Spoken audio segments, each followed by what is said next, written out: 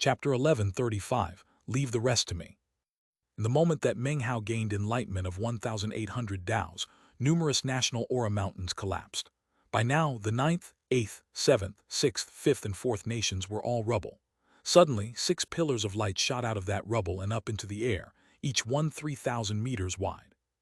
The lands of the windswept realm were quaking, and the clouds up above churned madly. In the spots where the pillars of light climbed up into the sky, massive vortexes formed. The 6 vortexes exuded a power of reversal. Were it possible to view the windswept realm from out in the pitch-black void, you would clearly be able to see that, despite having escaped the clutches of the mountain and sea realm, the speed with which it was rising instantly dropped by more than half. Despite being locked in combat, Paragon Sea Dream and the windswept Imperial Lord both seemed to be shocked by this. However, that would only be visible from outside the windswept realm itself. Inside the windswept realm, the only thing that everyone could sense was that the lands were trembling. Then, the sudden reduction in speed apparently broke something in the lands themselves. All of a sudden, everyone felt as if they were lurching up into the air. With the exception of the remaining national aura mountains, all of the other mountains were torn from their bases and flew up. The same thing happened to the rivers, the cities, and all life forms. Everyone suddenly lurched up into the air. Everything that was happening caused the people in the windswept realm to be filled with shock. On the third nation's national aura mountain, the emperor threw his head back and roared. "No! Stop him, damn it! We haven't reached the appointed place to stop. Don't let the echelon cultivators gain enlightenment of the windswept Tao." The man's face was twisted with both ferocity and anxiety. He quickly performed an incantation gesture with his right hand, causing more black-robed figures to appear off to the side. The figures clasped hands and bowed with lowered heads, then vanished, transforming into beams of light that sped toward the central temple region. That was where Meng Hao hovered in midair, his body emitting rumbling sounds as his energy rose higher and higher. Brilliant light emanated off of him and filled the entire windswept realm. As of this moment, he very much resembled the mastiff when it possessed the renegade spirit. Currently, it was as if he was possessing the windswept realm. Of course, to describe it in such a way is only an illustration, and yet, it wouldn't be impossible for it to become reality. Rumble. 1,900 essences. 2,000. 2,100. Meng Hao's hair whipped around in the air, and his energy continued to climb. When he gained enlightenment of the 2,100th essence, the national aura mountain in the third nation began to collapse. The emperor threw his head back and let out a fierce shriek, and did everything in his power to prevent the collapse, to change what was happening. However, his face quickly fell. He was forced to dodge to the side as a pillar of light rose up from the rubble of the national aura mountain. There were now 7 vortexes. The speed of the windswept realm's rise was once again reduced. "Meng Hao," the emperor shrieked. Then he flashed through the air toward the central temple region. Meng Hao continued to gain enlightenment. 2,200 essences. 2,300. The mastiff was at his side, roaring, its body shining with brilliant, blood-colored light. It held nothing back as it defended him against the black-robed attackers. Not a single one of them was able to pass it and get close to Meng Hao. The mastiff roared, and Meng Hao was shielded by blood-red light. The black-robed men were going mad, unleashing all sorts of divine abilities and Taoist magics. The violet light of the true Tao descended, smashing into the mastiff and riddling it with wounds. However, it continued to protect the area surrounding Meng Hao. This was the exact way it had protected him back in the Blood Immortal Legacy Tournament. It would defend him until it died. Damn this blood beast, kill it! No matter how the black-robed cultivators attacked, they failed, leaving them utterly flustered. Finally, they attacked the mastiff directly. The mastiff roared and slammed its paw down onto the ground.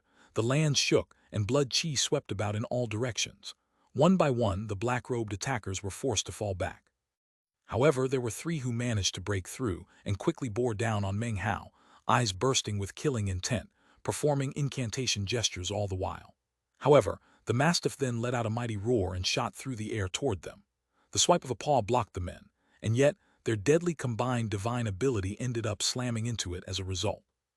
Blood oozed out of the mastiff's mouth, and its body trembled violently. Then it opened its mouth wide and lunged toward them as if to gobble them up. The 3 men tried to fall back, but the mastiff's roar dazed them. Before they could do anything, the mastiff's jaws closed around them. For the true Tao, detonate. Detonate. Detonate. Eyes filled with vicious madness, The three men chose to self-detonate in the same moment that the mastiff bit down onto them. A huge boom echoed out that shook heaven and earth. As they exploded, the mastiff let out a plaintive cry. Its body trembled on the verge of explosion before it shrank down from its previous 300-meter size to only 30 meters. It glared at the black-robed men surrounding it. It didn't fly out and attack, and yet the blood-colored light emanating out from it grew more intense, transforming into a shield that surrounded itself and Meng Hao. It was like an inverted bowl that rested on top of them, sending blood-colored light high up into the air. The surrounding black-robed cultivators all attacked in unison, causing huge booms to echo out as the shield distorted. It was at this point that Meng Hao's energy once again rose, as he gained enlightenment of 2,400 essences. Next, a 3,000-meter pillar of light rose from the rubble of the second nation's national aura mountain. Rumbling filled the air, and the clouds seethed as an eighth vortex appeared. The sky above the windswept realm now featured 8 prominent vortexes, beyond which was the pitch black of the void. Apparently, the windswept realm's rise into the sky had now been stopped. At the same time, more black-robed figures sped through the third nation, followed by the emperor. When the emperor saw Zhang Wuya, he glared and said, "Zhang Wuya, do you truly dare to hold back from attacking?" Zhang Wuya stood there silently, opting not to respond. The emperor clenched his teeth and said, "You." "Shut up," Zhang Wuya said coolly. "You, a trifling spirit realm cultivator, dare to raise your voice to me. I only listen to your orders for the sake of the true Tao. I'm not your slave." The emperor's face flickered, and he stared at Zhang Wuya, huffing and puffing. However, he didn't say anything further. More black-robed men were converging in the area around Meng Hao. They attacked in unison, causing violet lightning to fall. Soon, Meng Hao was surrounded by a sea of lightning, which constantly battered the blood-colored shield. The shield twisted and distorted, clearly on the verge of collapsing. The mastiff was getting smaller and smaller. It shrank from 30 meters to only about 3 meters in size. However, it continued to hold on. Meng Hao's energy rose higher and higher, and the light emanating out of him grew more intense. 2,500 essences. 2,600. He was now only 100 essences away from a total of 2,700. It was at this point that, all of a sudden, a voice echoed out like thunder from off in the distance. "Meng Hao." Tao Heaven appeared in a beam of light that streaked across the sky toward the central temple region. Although a heavy pressure weighed down on him as soon as he entered the central temple region, Tao Heaven had also received the blessing of the windswept realm's chi flow, and as such, he could easily ignore it. He headed toward Meng Hao with incredible speed, and as he neared, he waved his hand and bellowed, "Screw off." Several black-robed men who were in his way exploded into pieces, allowing Tao Heaven to directly approach the blood-colored shield and wave his finger toward it. The heaven-shaking, earth-shattering finger swipe caused the shield to tremble. It seemed as if it would collapse at any moment. Cracking sounds could be heard, and the shield was now covered with fissures. The mastiff trembled violently, shrinking down again until it was barely over a meter long. Its aura was incredibly weak, but it still continued to defend Meng Hao. "Give me the echelon heart," Tao Heaven roared. He waved his right index finger again. When it landed, the shield would definitely collapse, placing not only Meng Hao but also the mastiff in critical danger. In the moment that the shield collapsed, blood sprayed out of the mastiff's mouth, and it shrank down to the size of a hand. Even as it stood there on shaky legs, Meng Hao's eyes snapped open. "Screw off," he said. Massive rumbling caused everything to shake. A huge windstorm sprang up as his voice echoed out, slamming into Tao Heaven. Tao Heaven's face fell, and he fought back ferociously. Blood sprayed out of his mouth as he was shoved backward. The black-robed men were also shocked by this turn of events. Blood sprayed from their mouths as they were shoved away violently. In a mere moment, all the land 3,000 meters around Meng Hao and the mastiff was emptied. Meng Hao slowly rose to his feet. He was no longer in need of contemplation. He had already gained complete enlightenment of the 2,700 essences from the areas outside the central temple. As of this moment, his injuries were completely healed, and he was back at his peak. Completely ignoring Tao Heaven and the black-robed men, he looked down gently at the mastiff. Then he squatted down and picked it up in his hand. The mastiff looked like it had when it was young. It squinted up at Meng Hao and then licked his palm. "You rest for a while," Meng Hao said. "Leave the rest to me." He delivered some life force to it and then put it back into the blood-colored mask in his bag of holding. Then he looked up. His gaze swept over the nervous black-robed men, who slowly backed up. To them, his gaze was like lightning, and a single look was enough to strike fear into their hearts. The only person staring back hatefully was Dao Heaven. "The echelon heart belongs to me," Dao Heaven cried. At the same time, Meng Hao lifted up the second nirvana fruit and pushed it into his forehead. With 2,700 essences, he could not fully absorb the nirvana fruit, but he could fuse with it for much, much longer, long enough for a protracted battle. The moment the nirvana fruit fused into him, Meng Hao threw his head back and roared. He did not increase in size like he had before, nor did he require time to complete the process. Azure light flickered, and his energy spiked, like that of a celestial warrior. Chapter 1136, Meng Hao busts out. All Heaven Immortal. Surrounded by azure light, Meng Hao's energy surged higher, and he emanated a killing will. He had been continuously held back during his time in the windswept realm, but now was the time to rise to prominence. Everyone who had harmed his mastiff would now die. He felt no apprehensions. Now that he was going to go on the offensive, he would cause a scene that could topple heaven and crush the earth. He had been restraining himself for far too long. "All of you prepare to die." He sped through the air with such explosive speed that he left sonic booms behind him. A moment later, he appeared in front of one of the black-robed men and unleashed a punch. That punch was not the life extermination fist.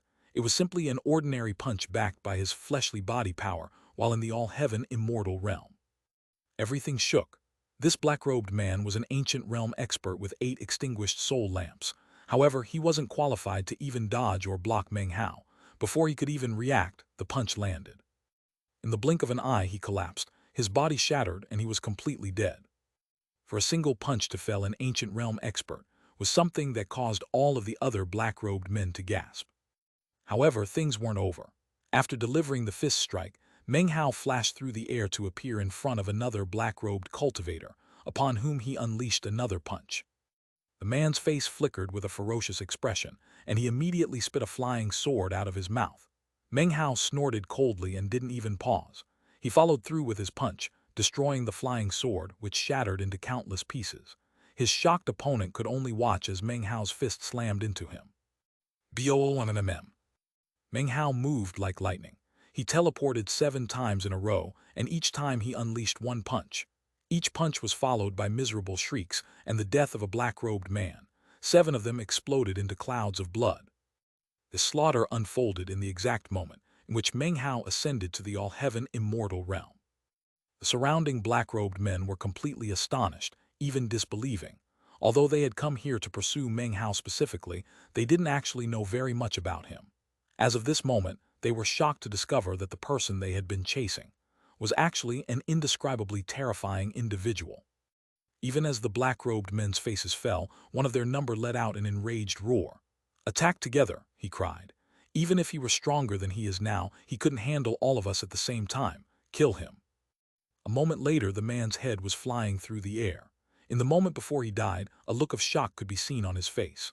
From behind his headless corpse, out walked Meng Hao, a sword in his hand. A wooden sword. "Like I said, all of you are going to die today." His voice was cold, and a murderous aura raged up from his body. The other black-robed men began to tremble with fear. They might be pursuers of the true Tao, but that didn't mean that they were completely without fear of death. To see Meng Hao in such a powerful state filled their minds with shock, and they began to fall back. However, it was at this point that the emperor, who still stood next to Zhang Wuya, looked at the men with a red glow flickering in his eyes. He performed a double-handed incantation gesture, and then waved his finger at them. Suddenly, similar red glows could be seen in the eyes of the retreating black-robed men. "For the true Tao! For the true Tao!" Howls rose up like those from enraged beasts.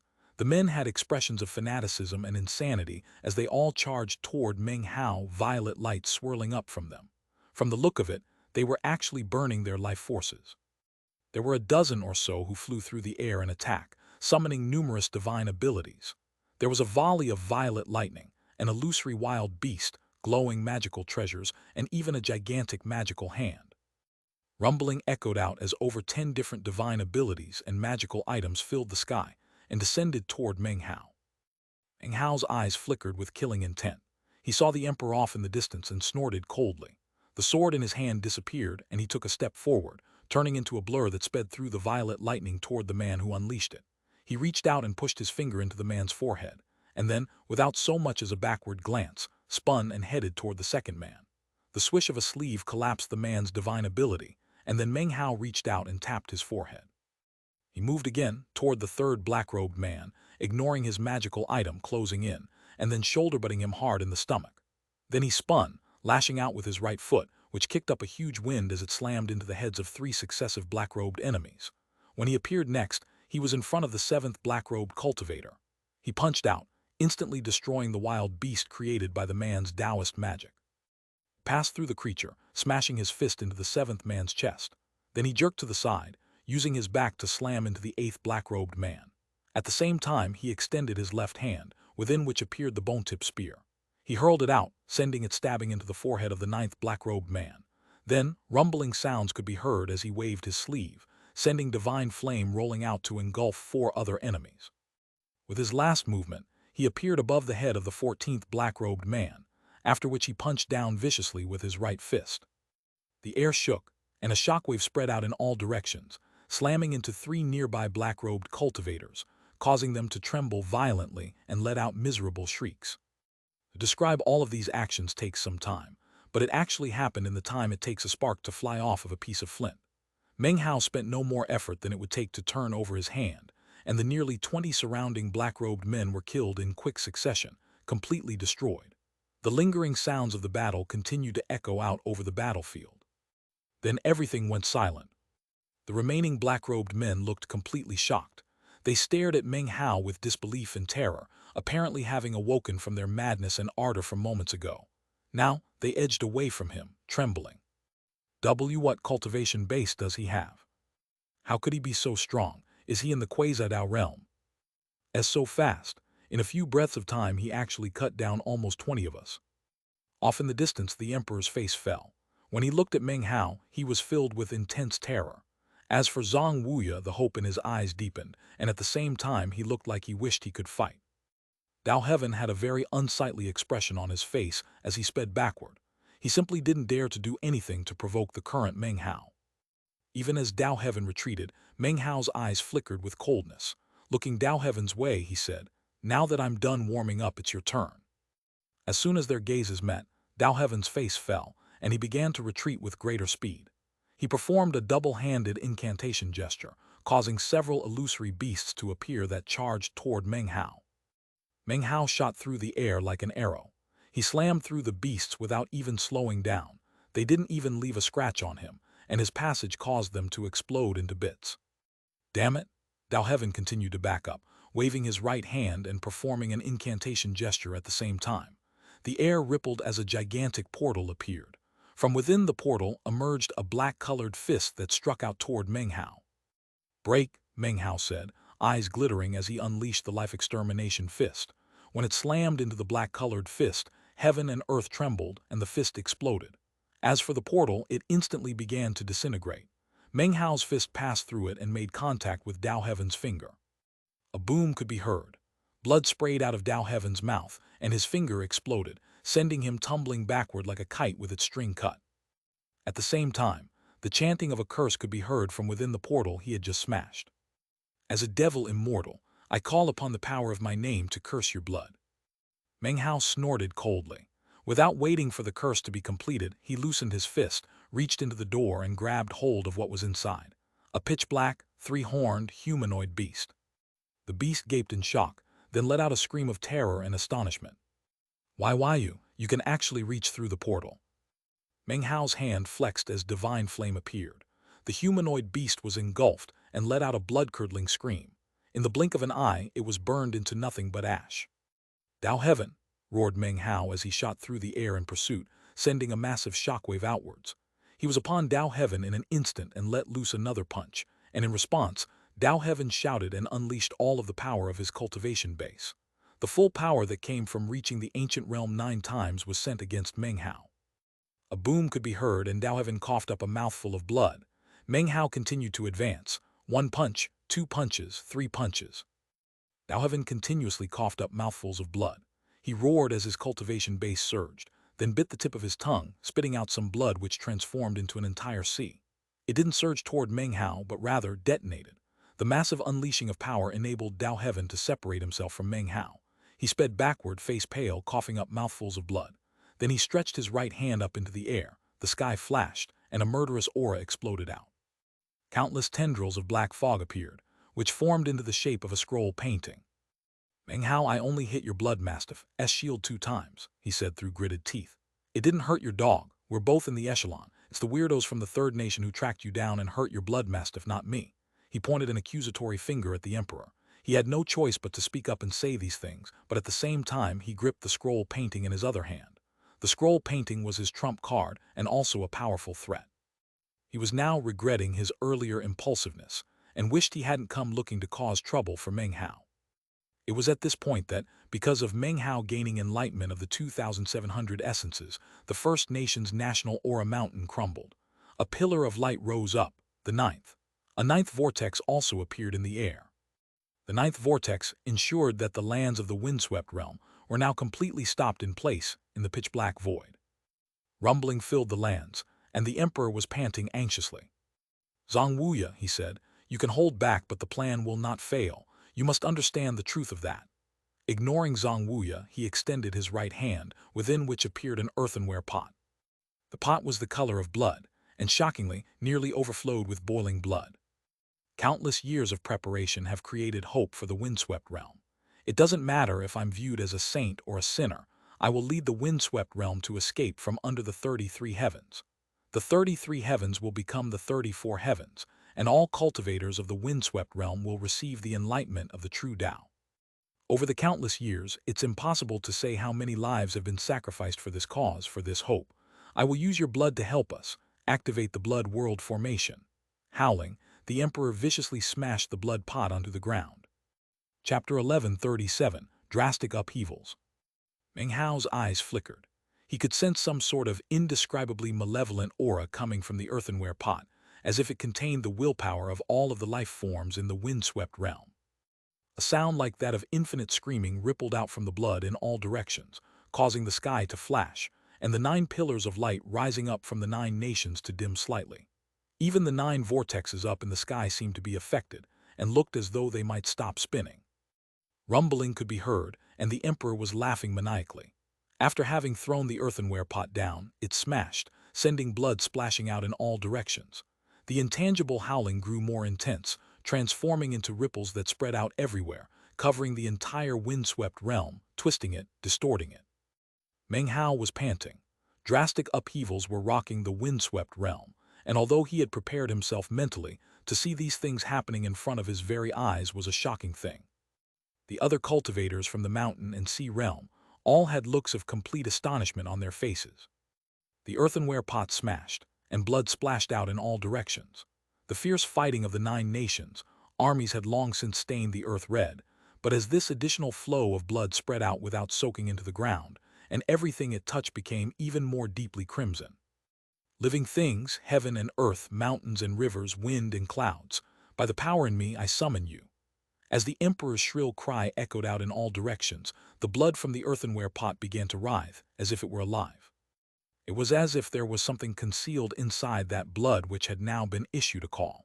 It was like a key that could unlock the door to these blood-colored lands. The ground in the central temple area was shaking violently. Next, a massive amount of blood began to rise up from in the land, as if it were being called, directed. A massive rumbling could be heard, as though countless fierce voices were crying out. More blood gushed up out of the lands, transforming everything into a world of blood. The cultivators from the mountain and sea realm, including Fandonger, were all completely shocked, and had no idea what was happening. Windswept blood, heavenly tears, I call upon you to awaken from your sleep of death. The emperor bit the tip of his tongue and spit out a mouthful of blood. His hair was disheveled and he looked crazed. Rumbling could be heard as the ground trembled with increased intensity. Meng Hao flashed through the air, giving up on pursuing Dao Heaven and heading directly toward the emperor. He had the sudden, intense premonition that if things proceeded as they were, a great catastrophe would strike. Almost in the same moment that Meng Hao began to charge toward the emperor, Zhang Wuya sighed and stepped forward, reaching out with his hand to block the path. Meng Hao, you can't stop this from happening, just watch. Meng Hao shoved Zhang Wuya out of the way, causing a massive wind to kick up. And yet, he was incapable of doing anything to stop the rising blood. You intentionally let me live. Why? Meng Hao performed an incantation gesture with his right hand, causing azure light to shine out from him. Instantly, numerous mountains began to descend, the result of the mountain-consuming incantation. These were not ordinary mountain ranges, but rather countless azure-colored mountains, immortal mountains, which smashed down with shocking power. I already know what decision you have made, Zhang Wuya said softly, and you know mine. As for who is wrong and who is right, we'll just have to see. Time will answer all questions. He performed an incantation gesture with his right hand and waved his finger. Instantly, his extinguished soul lamps expanded and shot up to meet the azure immortal mountains. A huge boom echoed out and he fell back a few paces, trembling. As for why I let you live, it was because I hope that if I'm wrong you can help me accomplish something. His eyes were once again filled with a look of reminiscence and complex emotions. He sighed again. Meng Hao was also forced into retreat by the backlash. He looked up at Zhang Wuya and saw the look in the man's eyes, whereupon he fell silent. More and more blood flowed out. In the blink of an eye, everything was covered, making the area a river of blood. Rumbling sounds could be heard, and Meng Hao's eyes went wide. Off to the side, Dao Heaven looked astonished, but took advantage of what was happening to retreat. "Come forth, windswept blood," the emperor cried. His right hand suddenly shot up, and he stabbed his fingers into his own eye. The moment his finger pierced it, the sky filled with crackling lightning. The blood that covered the lands was boiling, and continued to bubble up from the depths of the earth. The river of blood was now turning into a sea of blood.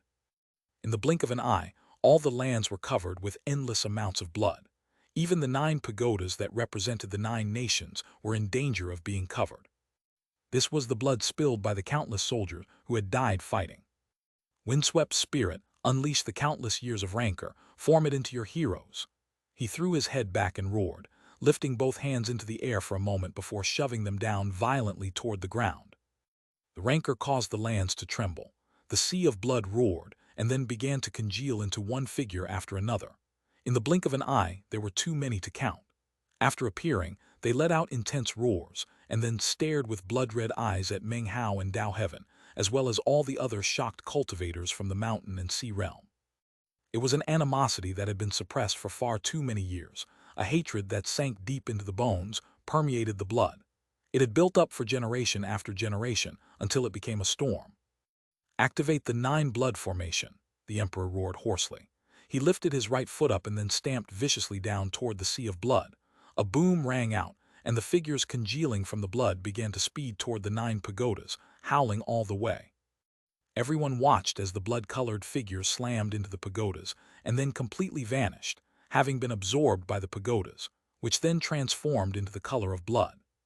The blood that remained on the ground continued to flow into the pagodas, which apparently possessed some shocking gravitational force. It only took a few moments for all the blood to be drained away. The 9 pagodas, having absorbed the sea of blood and the blood figures, were now crimson-red and glittering brightly. At this point, 9 blood-colored beams of light suddenly shot up from the 9 pagodas. They sped up toward the heavens, piercing through the clouds to form 9 blood-colored vortexes. Upon close examination, it was possible to see countless blood-colored figures inside of the vortexes, speeding about as if they were running. The 9 pagodas were not very far away from each other, and thus neither were the 9 pillars of light. Furthermore, the 9 vortexes up above were also very close to each other. As they grew, they merged together, forming one enormous vortex. The cultivators from the mountain and sea realm were shocked by all of this. A moment later, the shocking blood-colored vortex filled the sky with rumbling sounds, causing the lands below to quake. The pillars of light from the 9 nations had been preventing the wind-swept realm from rising up, but the appearance of the blood-colored vortex instantly shattered the stalemate that they had caused. As it spun, the previously motionless lands trembled, then once again began to ascend. From outside in the void, it would be possible to see the entire wind-swept realm suddenly rising up rapidly through the void. "Defile the national aura mountains," the emperor howled, stabbing his fingers into his other eye, leaving himself completely blind. The only thing that remained of his eyes were gaping holes flowing with blood. At the same time, ear-splitting laughter rang out. Simultaneously, The cultivators in all of the sects of the windswept realm's 9 nations began to tremble, almost as if they were awakening from a dream. Their expressions turned fanatical, and they began to call out with loud voices. For freedom! For freedom! For freedom! From the first nation to the second nation. In all 9 nations, in all of the various sects, the same words echoed out to fill the world. At the same time, the cultivators of the windswept realm suddenly smashed their right hands onto the tops of their heads. Echoing like that of thunder could be heard. Blood sprayed out of their mouths and they swayed unsteadily, faces ashen. There were even some who directly dropped dead. When the blood sprayed from their mouths like fountains, it flew up into the air and then sped toward the rubble of the nearest, of the National Aura Mountains. Instantly, the shattered National Aura Mountains were faced with numerous streams of blood, flying toward them at top speed. The blood was being used to defile the beams of light. The lands quaked and the sky turned the color of blood. Dark clouds roiled, and of the beams of light rising up from the 9 nations, one was instantly snuffed out. Then a second, a third, and a fourth. In the space of a few breaths, all of the beams of light were extinguished. When that happened, the vortexes they had created vanished, leaving only one thing remaining in the sky. The lone blood-colored vortex rising from the central temple district. Rumbling echoed out as the lands of the windswept realm picked up speed. From out in the void, it was possible to see the lands rising up rapidly. Because of the incredible speed, mountains and rivers collapsed, and the land quaked violently. Cities crumbled, and all the cultivators, including Meng Hao and the others from the mountain and sea realm, felt incredible pressure, as if huge hands were pushing down onto them. Van Donger and the others coughed up mouthfuls of blood, and looks of astonishment could be seen on their faces. Even Dao Heaven was shaken inwardly. He fell back a bit, although he didn't flee. He had the feeling that the drastic upheavals facing the windswept realm were reaching a climax. Expand. Meng Hao's face flickered, and the sensation of an oncoming catastrophe grew even stronger.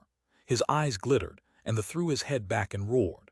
Rumbling sounds echoed out as his body grew rapidly from its normal size to 9 meters tall, 21 meters, 30 meters, 60 meters, 90 meters. He was now a 90-meter-tall giant, whose body rumbled as he fought back against the invisible pressure weighing down on him. He stamped his foot onto the ground and transformed into a meteor that shot toward the emperor. Zhang Wuya stepped forward to block his way, causing Meng Hao's eyes to flicker as he unleashed the god-slaying fist with his right hand. Instantly, the two of them began to fight. Booms echoed out, and in a relatively short period of time, the two of them exchanged hundreds of blows. Everything shook violently, and Zhang Wuya's eyes filled with a strange light. He was clearly aware that Meng Hao had just reached a level of power that could cause problems for even himself. Zhang Wuya, Meng Hao growled. He waved his right hand, unleashing the essence of divine flame. However, Zhang Wuya all of a sudden fell back, doing nothing more to interfere with Meng Hao. Meng Hao stared in shock for a moment. However, he had no desire to fight with Zhang Wuya to begin with. Plus, the sensation of imminent crisis was growing more intense. He waved his hand, sending divine flame out in a huge blast toward the emperor. The emperor laughed loudly, and didn't even deign to look at Meng Hao, simply allowing him to approach without even dodging to the side. A boom rang out, and Meng Hao's face flickered. His divine flame and his attacking palm were only about a meter away from the emperor when suddenly they slammed into some sort of impassable barrier. It almost seemed like the will of the windswept realm had sprung up around the emperor, making him completely invincible. Not only that, a backlash hit Meng Hao, flinging him backward by about 300 meters. No one can alter the Imperial Lord's plan. There is no power that can interfere with the hopes of the windswept realm. Everything is for the true Tao, for freedom. He stood there, eyeless, laughing maniacally as he raised both hands into the air. His cultivation base was clearly not very high, but as of this point, there was an astonishing power of will that had come to converge on him. Hear me, echelon cultivators from the immortal world. What you want is nothing other than the natural laws and essences of the windswept realm. As the emperor, I now give them to you. The emperor continued to laugh as he waved a finger toward the sky. The heavens rumbled, and the sky seemed to shatter. Rumbling sounds echoed out as the windswept realm suddenly seemed to lose its sky altogether. In its place was a void, within which, if you looked closely, could be seen a blood-colored vortex, rumbling as it spun. It exerted a massive power that relentlessly pulled the entire windswept realm higher and higher. Simultaneously, countless natural laws and essences that had previously been invisible were now revealed because of the lack of a sky overhead. The natural laws were visible as flickering magical symbols that formed a huge net which covered everything. In the locations where the threads that made up the net intersected, colorful motes of light could be seen. Sometimes they were transparent, sometimes they shone brightly. They were essences. Natural laws and great Taos. For the first time ever, they were directly made visible to all onlookers. All they had to do was send out some divine sense, and they would be able to see the huge net of magical symbols that represented the natural laws. Furthermore, if they touched the colorful motes of light with divine sense, they would be able to detect the presence of essence. Natural laws, great Taos, there they are right in front of you, said the emperor, laughing. Echelon cultivators of the immortal world, you may contemplate them as much as you like. However many you get will depend on your own personal good fortune. The man's laughter contained derision, contempt, and most of all, disdain. Tao Heaven was about to leave the area, but suddenly, a tremor ran through him, and he looked up at the huge net up above. He saw the colorful lights and began to pant. Then he sent his divine sense out in all directions and began to contemplate enlightenment. At the same time, the other echelon cultivators in the windswept realm were completely shaken. When they saw the events transpiring up above, they maintained silence for a moment, but then suddenly began to fly through the air toward the central temple area. Lin Kong was the first to arrive, whereupon he immediately began to contemplate enlightenment. Next was Han Qinglei, then Yuan Jian. Finally, the pudgy echelon cultivator from the fifth nation came, the one who had been seriously injured by Tao Heaven and had subsequently fled. He flew through the air toward one particular corner of the central temple area, then, body trembling, began to contemplate. The echelon cultivators quickly converged in the central temple area and began to contemplate enlightenment of the windswept realm's natural laws and essences. Meng Hao was the only one who, despite all of the natural laws and essences, continued to feel the sense of increasingly intense crisis. He was just about to take another step forward toward the emperor when suddenly, the eyeless man turned and seemed to look directly at him, despite his lack of eyes. Dark pits of blood stared directly at Meng Hao. There's no need to get anxious, Meng Hao. I might have underestimated you, but that won't happen again.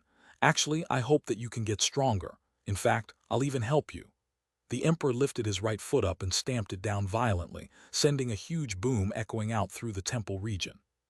The final 300 essences, which should have remained in the temple, the final prize for the most powerful echelon cultivator, began to spread out through heaven and earth, thanks to the violent stomping of the emperor's foot. 3,000 natural laws and 3,000 great Taos. That was the complete number, and as for the final number any given cultivator could gain enlightenment of, that would depend on their personal good fortune. A tremor ran through Meng Hao. It wasn't just the echelon cultivators who were contemplating enlightenment. Fan Donger and the others were also shaken. They immediately sent their divine sense out to contemplate enlightenment of the precious natural laws and essences. You are echelon cultivators of the immortal world, and yet the immortal world treats you too harshly. Ordinarily, it would be a simple thing to acquire these natural laws and essences, but instead, they make you fight over them. As the emperor, though, I won't be so harsh. The 3,000 natural laws and 3,000 essences are now all available for you to immediately contemplate. The more the better. For each one you get, your future Tao path will be made that much easier. I've also prepared another gift for you. It's a true and authentic gift that no previous generation of echelon cultivators ever had a chance to acquire. Any world will have 3,000 great Taos. That is a law of life and of the heavens. However, it is not an absolute. Actually, in any given world it is also possible for a 3,000 first essence to appear. That is one additional essence, the most supreme of essences, which provides unlimited opportunities. It is the ultimate essence. However, to cause that essence to appear is very, very difficult. In fact, the only time it can appear is when a world is hovering on the brink of destruction. Only then will it begin to take shape. That is, a great Tao essence, one that the windswept realm has been forming for countless epochs. It is a complete essence, the sole treasure of the windswept realm. In fact, it is the world Tao. Anyone who can acquire the world Tao can acquire that most paramount world essence. With it, you can own the entire world or even make your own world. Where is it located, you might ask? In the temple itself, the emperor laughed and waved his sleeve. Immediately, a supreme aura erupted out from the temple, causing all nearby natural laws and essences to grow as dim as fireflies under the shining light of the moon. All of the cultivators instantly sensed the feeling of a supreme essence, including Meng Hao. The echelon cultivator who gains enlightenment of 3,000 natural laws of 3,000 essences can have a chance to fight for that final, ultimate world essence. As emperor, have I not treated you well? And you know what? Not only have I given you essences to gain enlightenment of, I'll help you to speed up the process. I won't even hold back the chi flow of the windswept realm. Strange laughter rang out from the emperor's mouth as numerous beams of light flew down from up above onto each of the echelon cultivators. After receiving the light of blessing, Tao Heaven and the others trembled. Even if they wanted to reject it, they couldn't. The beams of light caused them to feel as if they were fused with the windswept realm, giving them a feeling exactly like the one Meng Hao had experienced before. The only difference was that Meng Hao had received the echelon heart, whereas they were receiving the help of the emperor. Although the result might seem the same, the two processes were completely different. In such a state, gaining enlightenment was much easier, enabling them to acquire enlightenment of all 3,000 great Taos in a much shorter time. Each and every one was well aware that this emperor's words and actions were obviously some sort of trap. He was essentially offering up bait. And yet, they couldn't stop themselves from gobbling that bait right up. Only Meng Hao rejected the light without even hesitating a moment, causing it to grow dim and have very little influence on him. However, he was still incapable of resisting the temptation of those final 300 essences that he needed. He took a deep breath and looked over at the emperor, his eyes flashing coldly. Bait, huh? Fine. I'll bite. He sent his divine sense out toward the final 300 essences that he needed and immediately began to gain enlightenment. Because he already had a nirvana fruit inside of him, this process caused it to fuse more fully with him. With each essence that he gained enlightenment of, the process grew more complete. In the moment that he had all 3,000 great Taos fused into his heart, his second nirvana fruit would be eternally melded into his forehead. For all eternity, he would be, fully and completely, and all heaven immortal. Chapter 1138, Obvious Bait. Chapter 1139, Toxic Chi Flow. That was the Emperor's gambit. Although you couldn't say he had honorable intentions or that there were no hidden tricks in his offer, you could at least say that he had revealed his cards and placed the bait right out in the open. It was as if he were saying, "Here, the bait are you going to bite?" Anyone with a bit of common sense would be able to see that something was going on, something big and dangerous. Most importantly, as these drastic upheavals were striking the windswept realm, the Emperor's actions were completely baffling. However, even though they knew that something was going on, none of the echelon cultivators could resist such bait. Tao Heaven couldn't, nor could Meng Hao. Their entire purpose in coming to the windswept realm had been to gain enlightenment of natural laws and essences. That didn't indicate that they would instantly acquire that essence after gaining enlightenment of it. However, the essence would come to exist in their heart, like a flickering flame that, when they returned to the mountain and sea realm, would make their path towards the Tao realm less confusing and make the process much smoother. The ancient proverb says that before painting a piece of bamboo, that bamboo must exist in your heart. It was similar when dealing with essences, and when the time came to truly acquire their own essences, they would have a much clearer picture of their road forward. Most importantly, having that proverbial bamboo in their hearts would even provoke changes in their fundamental nature. The more enlightenment they gained, the greater the number of flames that were kindled in their hearts. If they could gain enlightenment of 3,000 great Taos, and thus gain 3,000 Tao flames in their hearts, then, when they finally entered the Tao realm, they would be able to wield unimaginable power. Meng Hao's divine sense roiled out as he began to gain enlightenment of the 300 essences that had been released from the temple. All of the echelon cultivators were contemplating enlightenment, as were the other cultivators from the mountain and sea realm. The central temple region was completely devoid of any noise other than the emperor's wild laughter. His heart burst with anticipation as he waited for the echelon cultivators to gain complete enlightenment of the natural laws and essences. Zhang Wuya stood there silently, a complicated expression on his face as he looked at the echelon cultivators, finally let out a light sigh. Essences, natural laws, great Taos. Trembling, Tao Heaven began to laugh as his energy rose, causing a windstorm to spring up around him. Because of the world seals, he had gained enlightenment of 900 essences. With the additional help of the Emperor and the blessing of the windswept realm's chief flow, he now had been enlightened regarding 1,500 essences. Hope was gradually forming within him, and he could virtually see himself stepping onto the path of the ancient realm for a 10th time.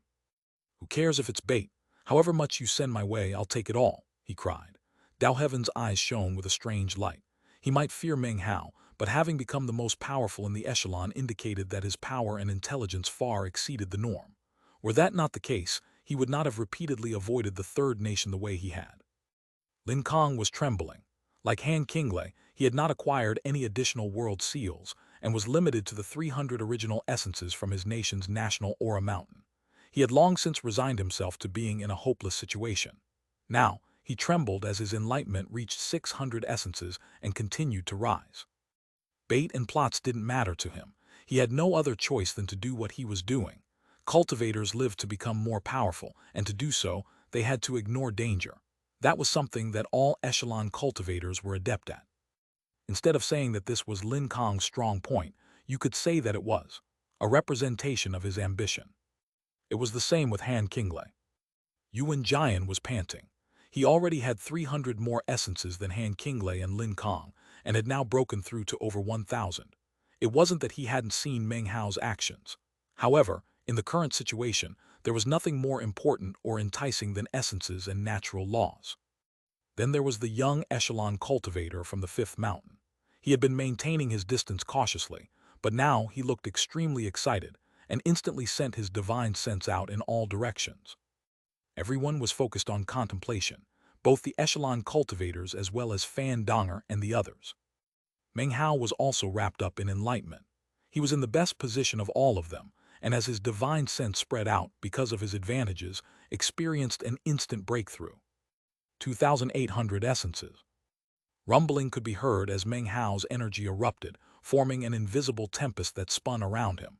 He was different from the others in terms of his temperament, and he immediately experienced shocking transformations. It was as if he became more confident. He stood there, seemingly far above everyone else. The greatest transformation that was occurring was inside of him, with the partially absorbed nirvana fruit. After gaining enlightenment of 2,800 essences, it was becoming almost inseparably close to him. It was as if Meng Hao's continued enlightenment caused more and more Tao flames to ignite, allowing him to master the nirvana fruit and fuse with it. By understanding the world around him, he actually didn't even need to take the initiative to fuse with the nirvana fruit. It began doing so automatically. Rumbling sounds could be heard, and his eyes looked like they contained stars, or even the world itself. Suddenly, the Emperor's voice rang out in a mesmerizing fashion, to be heard by all of the echelon cultivators. Meng Hao has already gained enlightenment of 2,800 essences. You other echelon cultivators had better go a bit faster, otherwise. That precious world essence which has been building up the temple for so many years will all go to him. As the Emperor, I can help you and can even lend you with more chi flow. Just call out to me, and the chi flow will be yours. Dao Heaven trembled, and when he opened his eyes, they were shot with blood. He suddenly slapped the top of his head, causing his entire body to vibrate. Then his echelon mark appeared on his forehead, and his paragon magic suddenly appeared, not to attack Meng Hao, but to use as a stimulus for his own power. Regardless of the consequences, he wanted his divine sense to become even stronger. "Give me that chi flow," he roared. As his voice echoed out, the heavens rumbled, and an intense beam of light shot down onto Dao Heaven. It surrounded him, causing the dust in the area to float up into the air and transform into a tempest. Dao Heaven trembled violently, but his eyes shone brightly. Under the pressure, he was able to sense that the speed of his enlightenment had been increased by more than tenfold. 1,600, 1,800, 2,000 essences. In the moment that Dao Heaven reached 2,000 essences, he began to pant, and a gleam of obsession appeared in his eyes, as if he had suddenly caught sight of his own personal Dao. That Dao was vague, but because of the help of the 2,000 essences, it could now be said that he had actually found his own path. "So that's how it is," Dao Heaven murmured, trembling, his eyes burning with passion. "I never would have thought.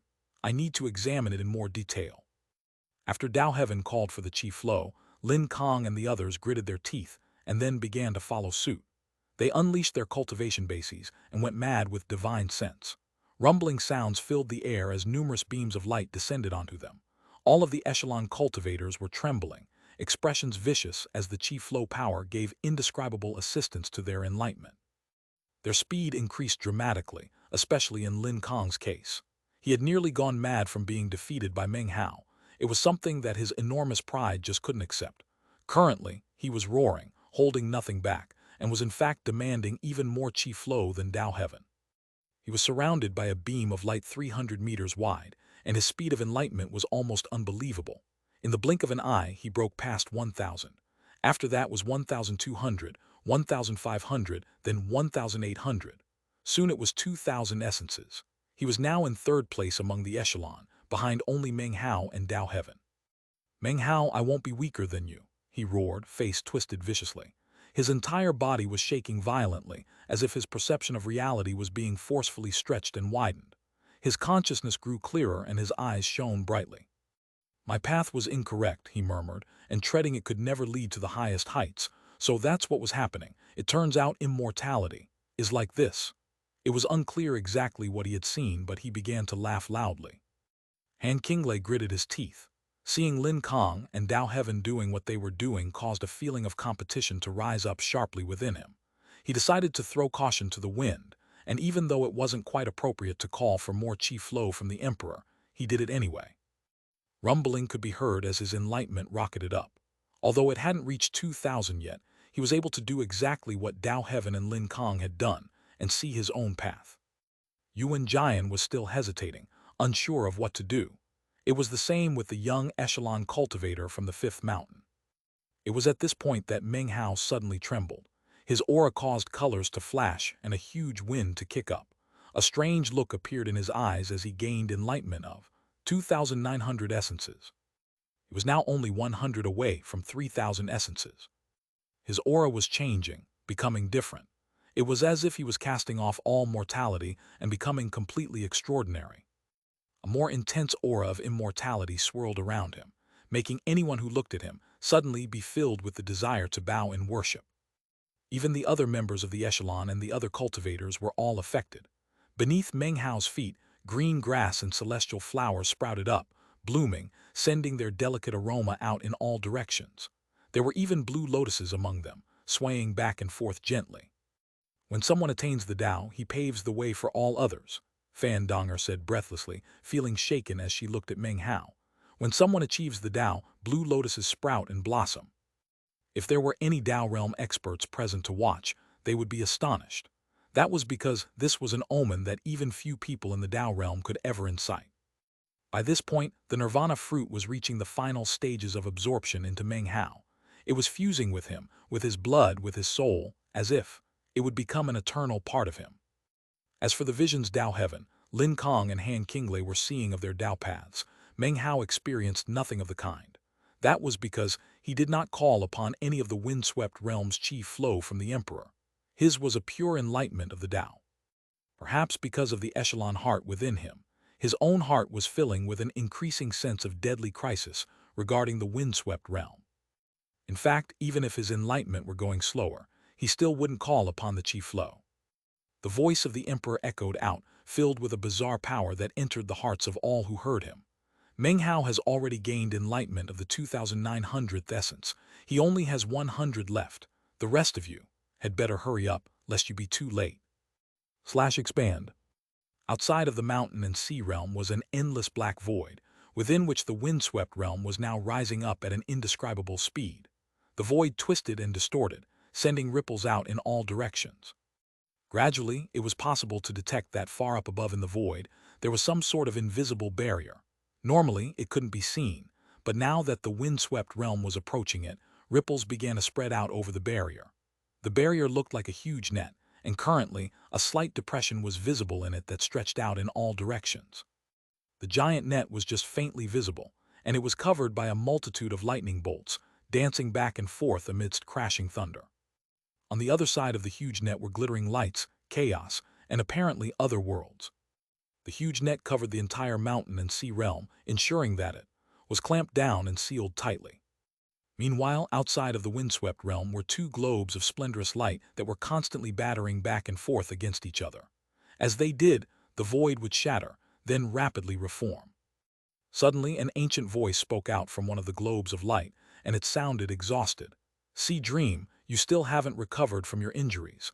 I might not be able to beat you, but I can definitely keep you pinned down for a while. Why are you making things hard for me?" The exhaustion was not that which came as a result of the rigors of magical battle. Rather, this person had lived for a very, very long time, and his life force was growing dim. "You are the one making things hard for me, windswept," Paragon Sea Dream said, her voice cold. "I became the lord of the windswept realm first. Only after that did I become one of the immortal world's imperial lords. After all these years, I'm finally leading my world into freedom. Is that so wrong?" That's exactly what the 3,000 rebel realms said back then. Booms echoed out as they continued to fight. Although it only seemed as if the two globes of light were slamming into each other repeatedly, if you looked closely, you would see that every time they connected, it was with power capable of shattering heaven and earth. Even the void was damaged. If any Tao realm experts came too close, they would have been seriously injured by those ripples, or perhaps even killed. As they fought bitterly, the net up above grew closer and closer to the windswept realm. The depression in it also became more obvious. Furthermore, it was just possible to make out the image of various enormous figures waiting behind the huge net. One figure looked like a giant, with eyes of lightning.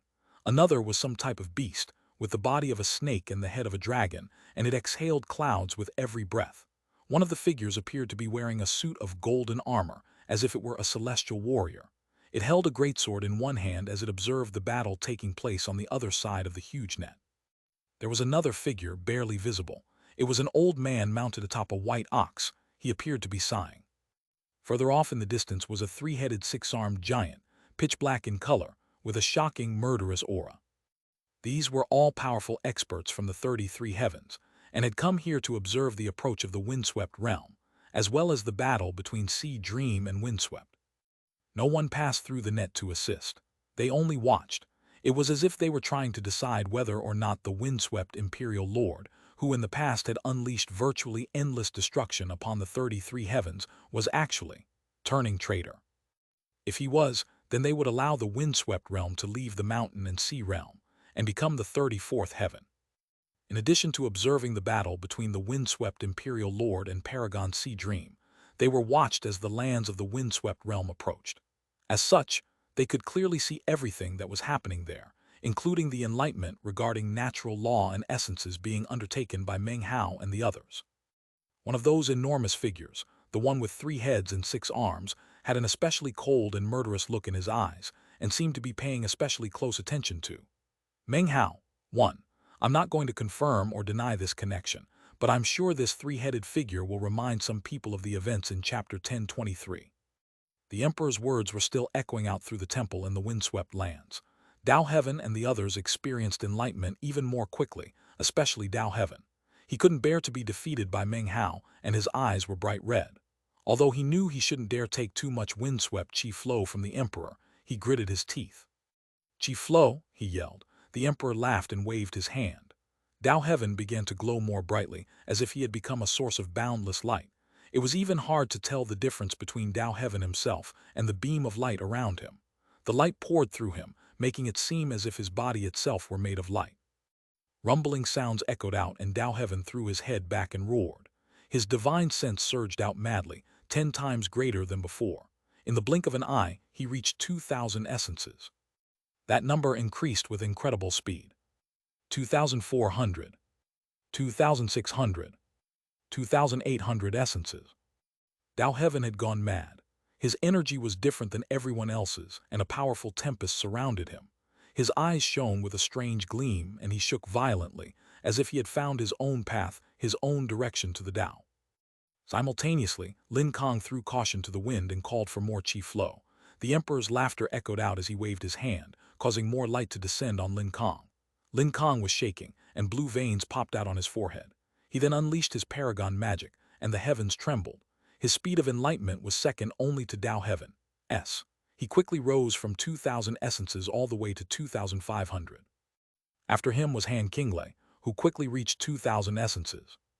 The echelon cultivator from the 5th mountain gritted his teeth and also called for more chi flow. The emperor's laughter rang out continuously, more light descended, and the young man's enlightenment speed erupted, causing him to quickly break through to 2,000 essences. The only one who was still hesitating was Yuan Jian. He could see that Meng Hao was not calling upon the chi flow, and was in fact rejecting it with his divine sense. Considering how familiar he was with Meng Hao, he had the feeling that such a decision must have been made for a good reason. Still feeling conflicted, he gritted his teeth. His eyes then shone with determination as he refused to ask for more chi flow, instead relying only on what he already had to contemplate enlightenment. More than 10 breaths of time passed. Suddenly, Meng Hao trembled and his eyes filled with an unprecedentedly bright light. He took in a deep breath and everything trembled. Lightning crashed as the aura of the entire world seemed to be sucked into him.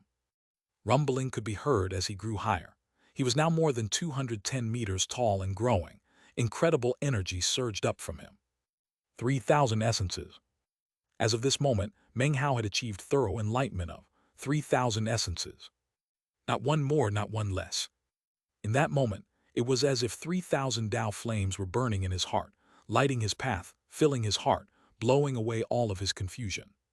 His entire body radiated bright azure light which represented the utmost level of respect. It represented an all-heaven immortal. Massive transformations occurred within him. The second nirvana fruit was now completely and thoroughly a part of his bones, his blood, his soul, his everything. It was completely absorbed. It was no longer a separate thing from him, and would never again emerge from within his forehead. Now, he was eternally an all-heaven immortal, free from limitations. At any time or place he could unleash the full power of a mighty all-heaven immortal. Meng Hao threw his head back and roared as his body grew even larger. Soon, he was 300 meters tall, a huge giant. But then, he suddenly began to shrink back down. Perhaps it was not a shrinking, but a compression. That compression caused cracking sounds to emanate out from inside of him. Resplendent azure light flickered out, and his energy continued to rise, as did his cultivation base.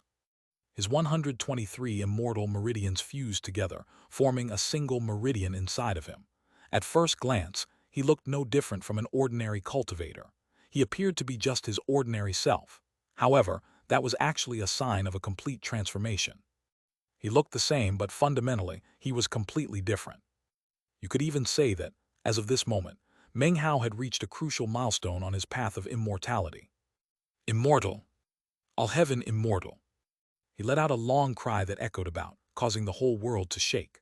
Fan Donger, Bei Yu, and the other non-echelon cultivators from the mountain and sea realm were all shaking. When they looked at Meng Hao, it was as if they were looking at a holy saint, an immortal divinity. It would be impossible for them to look down on him, and they even felt the urge to worship him. It was hard to say who did it first, but soon everyone, including Fan Donger and the cultivators from the mountain and sea realm, dropped to their knees and kowtowed. As of this moment, Meng Hao was surrounded by a pillar of azure light that shot up into the clouds. Despite all of the drastic upheavals, Meng Hao was now the complete center of attention. Even the echelon cultivators were affected. A strange light appeared in Zhang Wuya's eyes, and he was trembling. The emperor gasped, and despite the fact that he had no eyes and should only be able to see darkness, he suddenly caught sight of the azure light and the figure therein. Meanwhile, outside of the windswept realm, in the area beyond the depression in the huge net, the figures in the chaotic clouds were letting out exclamations of shock. That azure light. An all-heaven immortal. I can't believe there's actually an all-heaven immortal in the mountain and sea realm. This is impossible. The bloodlines of the all-heaven immortals have long since been eradicated. How could another one have appeared? Who is this person? Various cries of shock and disbelief could be heard beyond the huge net. All eyes were now focused on Meng Hao standing there in the windswept realm. The pitch-black, three-headed, six-armed figure looked on, eyes blazing with flames of hatred. Even Windswept and Sea Dream couldn't help but look over in the middle of their battling, to gaze upon the azure light shining up through the clouds. That azure light seemed to be an announcement to everyone that an all-heaven immortal had appeared once again in the mountain and sea realm, in the immortal world. Not bad, the windswept imperial lord said thoughtfully, retracting his gaze. He's not just an all-heaven immortal, Paragon Sea Dream said coolly. Then she waved her hand, causing a massive wind to spring up as she dove back into battle. Chapter 1140, Eternal All-Heaven Immortal. /expand. Shocking azure light rose up into the sky. Meng Hao's body rapidly reverted from a height of 300 meters to only 150 meters. However, his cultivation base was rising dramatically. In the blink of an eye, he then dropped from 150 meters tall to the size of an ordinary person. And yet, his energy seemed to stain the entire sky azure. Azure sky, Meng Hao murmured. His mind trembled as a new enlightenment suddenly filled his mind. This was a sign that would definitely occur when an all-heaven immortal appeared. At the same time, it was an innate divine ability of an all-heaven immortal. Azure sky. The azure sky subdues all willpower. Even the distant mountain and sea realm was shaken. After all, despite the fact that the wind-swept realm was now high up in the darkness of the void, it was still in the mountain and sea realm. Since Meng Hao was now an all-heaven immortal, it affected the entire realm. In the mountain and sea realm, the 9 seas were roiling and roaring. Countless sea beasts were filled with excitement, with the exception of the sea beasts in the 9th sea. Only the 9th sea was trembling in fear, and that trembling was not limited to just the sea beasts in it. The entire 9th sea was suddenly struck with uncontrollable terror. Gradually, the 9th sea began to change color, turning azure.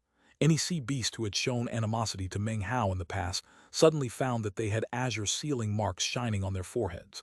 The marks flickered several times before vanishing. However, the intense fear of extermination still floated in their minds. That was because of the oath that Meng Hao had made. His voice when he uttered that oath seemed to echo eternally within the 9th sea. 1. The oath made by Meng Hao regarding the 9th sea was in chapter 1068. Similarly trembling were all the members of the demonic cultivator horde in the 9 seas god world. To them, it felt as if a horrific catastrophe was on the way, a massive calamity.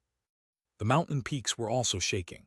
The 9 mountains trembled, and all the cultivators in the mountain and sea realm could sense something, although it was hard for them to put their fingers on exactly what. They just had the feeling that somewhere out there, an awe-inspiring figure had just appeared. The mountains and seas were shaken, and rumbling could be heard everywhere. The azure light was especially intense on planet South Heaven, especially from all of the places there that Meng Hao had visited in the past. It was the same on planet East Victory, as well as with Patriarch Reliance, who was now floating around somewhere in the 8th mountain and sea. He trembled as azure light shone up from the state of Zhao on his back. Even more shocking was the 4th mountain, where Su Qing sat cross-legged in meditation. Suddenly, she was surrounded by shocking azure light. The old women standing guard over her were astonished, and even Siddhagarbha, the lord of the 4th mountain and sea, suddenly opened his eyes.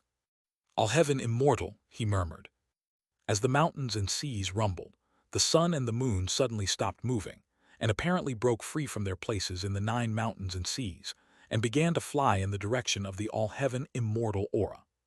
That scene caused widespread shock throughout the mountain and sea realm. Back in the temple of the windswept realm, Meng Hao stood amidst the majestic azure light and took a deep breath. "The first 2 nirvana fruits that I absorbed weren't mine, but rather the first-generation Patriarch's," he murmured, eyes glittering brightly. "The next one I absorb will be my very own nirvana fruit." He took a step forward, and thunder crashed. Rumbling echoed out in all directions as that single step took him all the way to the temple, where he waved his right hand toward the temple itself and made a snatching motion. What he wanted was the supreme Tao which existed in the temple itself. Rumbling filled the temple. Meng Hao's hand was filled with all-heaven immortal power, and yet it couldn't shake the temple. All it did was cause fissures to spread out, accompanied by cracking sounds. Meng Hao frowned in displeasure. In contrast, the emperor's face fell. He couldn't see anything in the world except for Meng Hao, surrounded by azure light and that most holy central temple. He actually caused cracks to appear on the surface of the temple. A cultivation base like that, such battle prowess. He's basically equivalent to the peak of the ancient realm. He's just half a step away from Quasi-Dao. Simultaneously, Dao Heaven roared anxiously, calling upon even more Qi flow to rapidly increase the speed of his enlightenment. 2,900 essences. 3,000. After reaching 3,000 essences, he threw his head back and let loose a long cry. A strange light appeared in his eyes. He had never before been so clear about his future path. His energy continued to rise, and cracking sounds emanated out from his body. His cultivation base suddenly experienced explosive growth, rising higher and higher. In the blink of an eye, it was far beyond its previous level. By means of divine will, he had found his own path, which would change how he practiced cultivation. From here on out, he would travel the correct path and would experience incredible cultivation-based growth. His energy soared as he transformed into a beam of light that shot toward the temple. Meng Hao, that supreme great Tao belongs to me, Tao Heaven. He closed in on Meng Hao with incredible speed, waving his right hand to cause a huge handprint to appear. That handprint seemed large enough to support the heavens, and it immediately began to slap down toward Meng Hao. "Screw off," Meng Hao said coolly. As the hand closed in, azure light burst out. Suddenly, all of the light in the entire world turned azure. There was a flash, and Tao Heaven's eyes went wide with disbelief. Blood sprayed out of his mouth, and he was flung backward like a kite with its string cut. "Why you?" he stammered, astonished. He suddenly realized that Meng Hao was vastly more powerful than he had been before. Even though he himself was also stronger, he simply couldn't measure up to Meng Hao. In almost the same moment that Tao Heaven fell back, Lin Kong threw his head back and roared. A massive tempest sprung up around him as he gained enlightenment of 3,000 great Taos. His eyes shone with a bizarre light, and his energy soared along with his cultivation base. At the same time, he shot toward Meng Hao. "Meng Hao," he roared. He waved his right hand, causing numerous screaming ghosts to fly out, covering the sky and emanating an aura of death. They transformed into a gray mist that in turn became a long spear which stabbed toward Meng Hao. However, in the moment that the long gray spear bore down on him, Meng Hao waved his finger. Thunderous booms rang out and blinding azure light flashed. The gray spear collapsed into countless fragments, and Lin Kong fell back, blood spraying out of his mouth, his face a mass of astonishment and disbelief. Meng Hao didn't even look at Tao Heaven or Lin Kong. Instead, he lifted his left hand and once again slapped out toward the temple. A huge boom echoed out, and the temple trembled. Cracks appeared everywhere, and it appeared to be just on the verge of collapsing. He wanted to destroy the temple completely, and forcibly take that supreme Tao out. Tao Heaven's eyes flickered coldly. "We can't let him get it," he cried. "We should all have a chance to have it. Lin Kong, let's attack him together."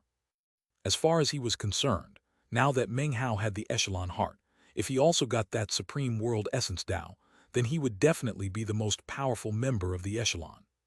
In fact, it could potentially even make him the most powerful immortal realm cultivator in all the successive generations of the echelon. Tao Heaven roared, charging forward and waving his hand to summon his paragon magic. The scroll painting unfurled, and the figure within looked up. Lin Kong's eyes flickered with killing intent. He had long since come to view the enmity between himself and Meng Hao as irreconcilable. Meng Hao had fractured his Tao heart and had left behind a seemingly unconquerable shadowy version of himself. If he hadn't been able to acquire enlightenment of 3,000 great Taos, he likely wouldn't even have had the courage to make a move. Gritting his teeth, he roared and unleashed his own paragon magic. As the two of them attacked, Han Qinglei threw his head back and let loose a long cry. He was the fourth echelon cultivator to achieve enlightenment of 3,000 essences. Energy soaring, cultivation base rising explosively, he looked viciously at Meng Hao and flickered as he charged toward him in attack.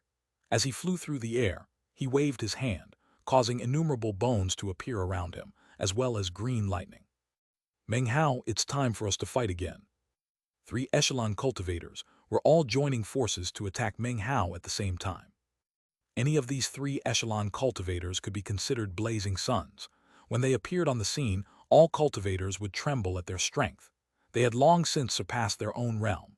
Ancient realm cultivators, even late ancient realm experts, would quiver in fear upon facing them. However, considering that Meng Hao's current cultivation base was equivalent to the peak ancient realm, just half a step from Quasi-Dao, that meant that all he had to do was absorb another nirvana fruit, and he would be able to tackle almighty Quasi-Dao experts. In fact, if he absorbed a 4th nirvana fruit, and his cultivation base broke through from the immortal realm to the ancient realm, then despite being in the ancient realm, he would still be able to hold his own against the Tao realm. In the mountain and sea realm, the Tao realm experts were all people on the same level as the patriarchs of the most powerful sects and clans. You could say that Meng Hao had already reached a level in which he could cause just about everyone to tremble. He was a terrifying figure that nobody could afford to underestimate. Meng Hao radiated azure light as he calmly faced the 3 incoming echelon cultivators. He seemed threatening without being angry, a true immortal of heaven and earth. "Before," he said coolly, "I became a mountain obstructing the paths of the chosen of the 9th mountain and sea. Today, I will become a towering peak that stands in the way of all of this generation of echelon cultivators in the mountain and sea realm. He shot out in a flash to meet Dao Heaven and the others. As the four of them closed in on each other, Meng Hao waved his finger toward Han Qinglei. Han Qinglei screamed, and his paragon magic collapsed. Blood sprayed out of his mouth as he tumbled away. Then Meng Hao struck out toward Lin Kong with his palm. That palm strike caused heaven and earth to fade and became Lin Kong's entire world. His paragon magic shattered, and he was utterly incapable of defending himself. Blood sprayed out of his mouth, and he screamed as he spun backward out of control. All of these things occurred in the time it takes a spark to fly off of a piece of flint.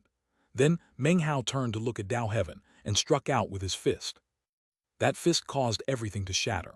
The statue in Dao Heaven's painting emanated a murderous aura, but before it could be completely unfurled, Meng Hao's eyes flickered, and he looked at Dao Heaven and softly said, "Withdraw." The one to withdraw was not the painting, it was Dao Heaven. Chapter 1141, The Echelon Fights Meng Hao. Chapter 1142, Who Requested My Presence. Meng Hao was not so full of himself that he would think that, considering the current level of his cultivation base, he would be able to force this terrifying painting into retreat. Of all the magical techniques Meng Hao had seen in his entire life, this scroll painting was by far the absolutely most terrifying. That was especially true of the figure inside the painting, who abounded with a murderous aura, almost as if he were the source of all the murderous auras in heaven and earth. Meng Hao wasn't sure how many people would need to be slaughtered, nor how many years it would take to build up a murderous aura like that. Furthermore, it was merely an image in a painting, not the actual person it depicted. And yet, it seemed as if by simply unleashing that murderous aura, he could annihilate the entire mountain and sea realm with little difficulty. Perhaps the only type of person who could actually battle the person in this painting would be an almighty figure like a paragon. In other words, the black-robed man in the painting was also a paragon. At least that was Meng Hao's conclusion. Furthermore, whoever it was that painted this paragon was obviously a powerful person who wasn't to be trifled with either. That was especially true when Meng Hao remembered how the man inside the painting had murmured something about the paragon bridge being incomplete. That caused the hairs on Meng Hao's neck to stand up straight. From the very first moment he had laid eyes on this painting, Meng Hao had begun to covet it. Unfortunately, it was not some mere magical item. It was the manifestation of paragon magic. Therefore, even if Meng Hao wanted to steal it, it would be impossible to do so. The only way it might be possible would be to figure out where Dao Heaven acquired it, then gain similar enlightenment, and somehow make the paragon magic his own. Without performing a soul search, though, that would be impossible.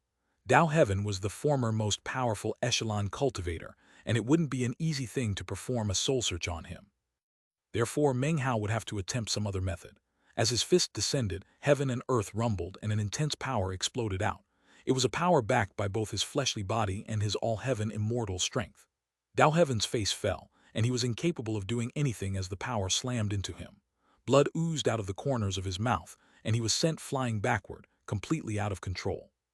Almost in the same moment that he began to fly backward, Meng Hao extended his index finger, unleashing demon-sealing hexing magic toward the paragon painting. The seventh hex, karmic hexing.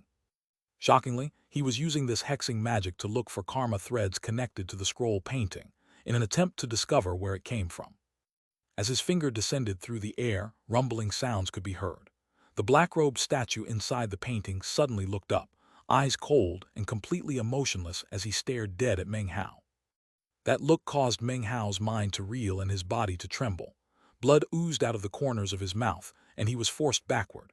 At the same time, his karmic hexing landed on the painting, and immediately countless karma threads appeared. Strangely, as soon as the karma threads appeared, they all turned gray in color. Each and every one of them turned into dust, without a single one being left intact. Impossible, thought Meng Hao, his eyes going wide. What was happening clearly indicated that everyone this so-called paragon had ever met, or had ever known, was already dead. Either that or every person he had ever met or known thought that he was dead. Because of that, the karma threads were all destroyed. Furthermore, a person with absolutely all of their karma threads destroyed would find it impossible to stay alive. If everyone in the world, and especially everyone who knew that person, believed them to be dead, then it would influence natural laws in such a way that it would actually kill them. How could someone like this even exist? Could it be that this painting depicts a dead person? Meng Hao's heart was trembling, and he almost couldn't accept the situation. His eyes then glowed with determination, and he gritted his teeth. Finally, he bit the tip of his tongue and performed a double-handed incantation gesture. Ripples of the League of Demon Sealers instantly erupted out of him. He was using the power of an all-heaven immortal to stimulate the drop of Paragon 9 seals. Blood, the same one he had used to completely absorb his first nirvana fruit. By doing so, he could use his demon sealer's aura to connect with heaven and earth, to communicate with the mountain and sea realm. Rumbling could be heard as the distant mountain and sea realm began to shake. The mountains and seas trembled, and the sun and the moon began to emit brilliant light. It was almost as if precious treasures existed inside of them that were now forming a resonance with Meng Hao. The sensation of the legacy of the demon sealers fluctuating inside of him caused Meng Hao to tremble. All of his demon-sealing hexing magics began to vibrate as he extended his finger toward the black-robed man in the painting. Demon-sealing 7th hex. Ignoring the incredible cost he had to pay, he relied on his future status to call upon the assistance of the mountain and sea realm to unleash his most powerful hexing magic. As soon as it appeared, massive rumbling sounds emanated out from him. His finger descended, and all of a sudden, karma threads once again appeared on the man in the painting. This time the karma threads were very dim and instantly collapsed into nothing. It almost seemed the same as what had happened last time, causing Meng Hao's mind to reel. However, in the next moment, his eyes went wide. What he saw was that the destroyed karma threads hadn't dissipated. Instead, they grouped together behind the man. Astonishingly, they formed the outline of a person.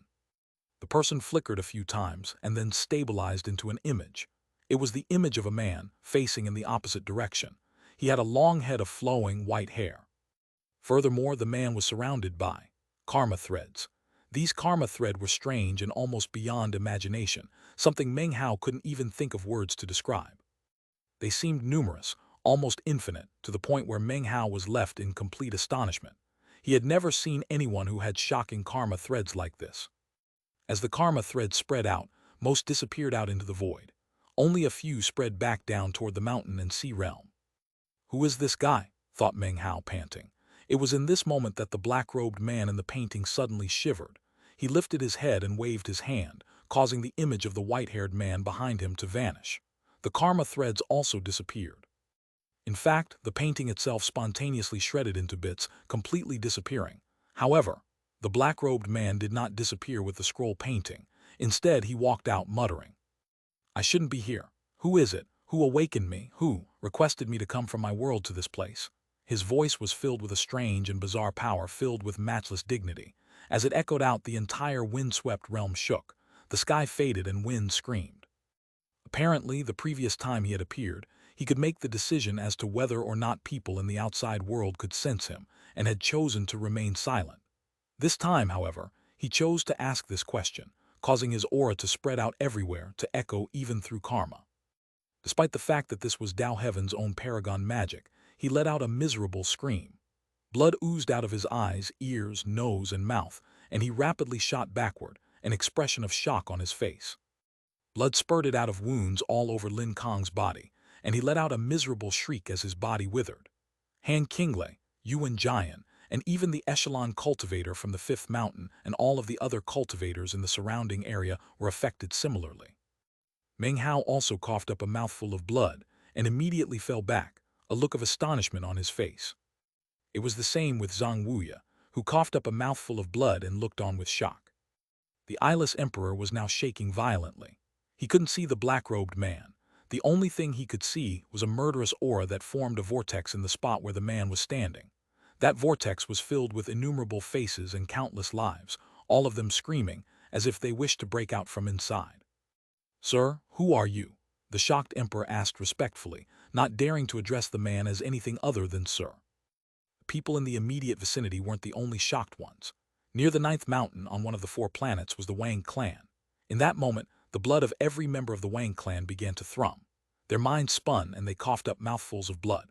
Furthermore, in one of the Wang clan's restricted areas, in a grove of bamboo, there was a skinny, decrepit old man, sitting there cross-legged, admonishing several elders who, to him, were members of the junior generation. Suddenly, that old man began to tremble violently. That aura, he suddenly vanished, reappearing out in the starry sky. Trembling, he looked off in the direction of the windswept realm, his expression one of shock and disbelief. 1. The old man in the Wang clan appeared previously in chapters 802 and 964. At the same time, not far outside of the windswept realm, Paragon Sea Dream's face was extremely calm, and the windswept imperial lord suddenly stopped in place and turned his head. The windswept imperial lord's expression was one of shock, and his heart filled with pounding waves of astonishment. "Sea Dream, you knew about this, didn't you? Are you crazy? Why didn't you intervene?" he murmured, ashen-faced. Clearly he knew who this black-robed man was. "Crazy?" Sea Dream responded coolly, a slight smile on her face. "Perhaps. The only thing left of my home are 9 mountains.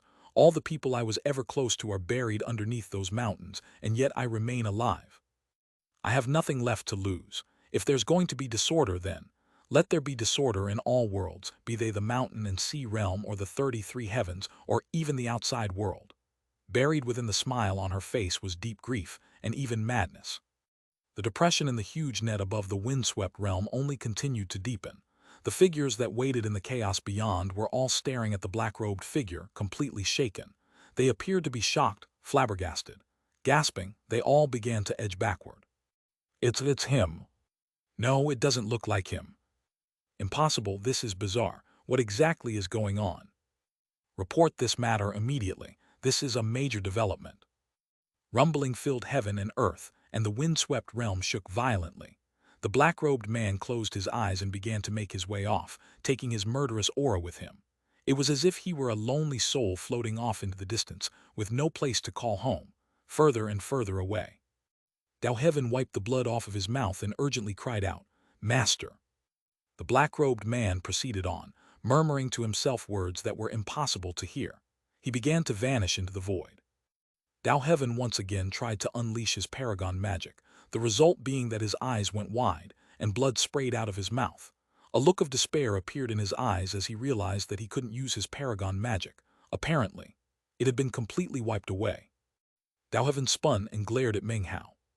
"Meng Hao," he roared, "give me back my paragon magic, give me back my master." Then he charged an attack. Meng Hao had never imagined that his karmic hexing would cause such a thing to happen. He began to pant as the black-robed man got further and further away. Heart trembling, he was suddenly able to sense that, in his short interaction with the black-robed man, he had apparently created some strange karmic connection to him. Chapter 1143, Echelon Battles. Meng Hao looked at the black-robed paragon, and his overwhelming murderous aura that seemed to embody death. The sensation he got was that of an unmatchable paragon, someone with incredible dignity, hidden within which was a trace of blankness. And yet, that strange confusion did nothing to lessen the man's heaven-shaking energy. He got further and further away, and eventually stepped out into the void. It was at this point that Dao Heaven's roar echoed out. "Meng Hao, give me back my paragon magic. Give me back my master." Face twisted with rage, Dao Heaven shot toward him, performing a double-handed incantation gesture that caused black fire to burst out all over his body. It spread out around him, making a black sea of flames, within which numerous enormous creatures appeared, roaring viciously like primordial beasts. There were a total of 18 beasts, which joined Dao Heaven as he closed in. He waved his hand, and the 18 beasts emitted shocking roars that shook heaven and earth so violently that it seemed everything would be ripped apart. They almost looked like they were pouncing out from ancient times to destroy Meng Hao. At the same time, Lin Kong gritted his teeth and once again told himself that he couldn't afford to be defeated again. Having gained enlightenment of 3,000 essences, he had no reason whatsoever to be defeated. He had found his path to power, had found the path which conformed most to his Tao of immortal cultivation. "I won't be defeated. Tao of the Yellow Springs, open up the underworld," he roared, raising both hands into the air and stretching them to either side in a ripping motion. A huge ripping sound could be heard as the air was torn asunder, and a Yellow Springs river shot out, instantly sweeping out across the sky. Within the Yellow Springs were countless vengeful souls that issued blood-curdling screams.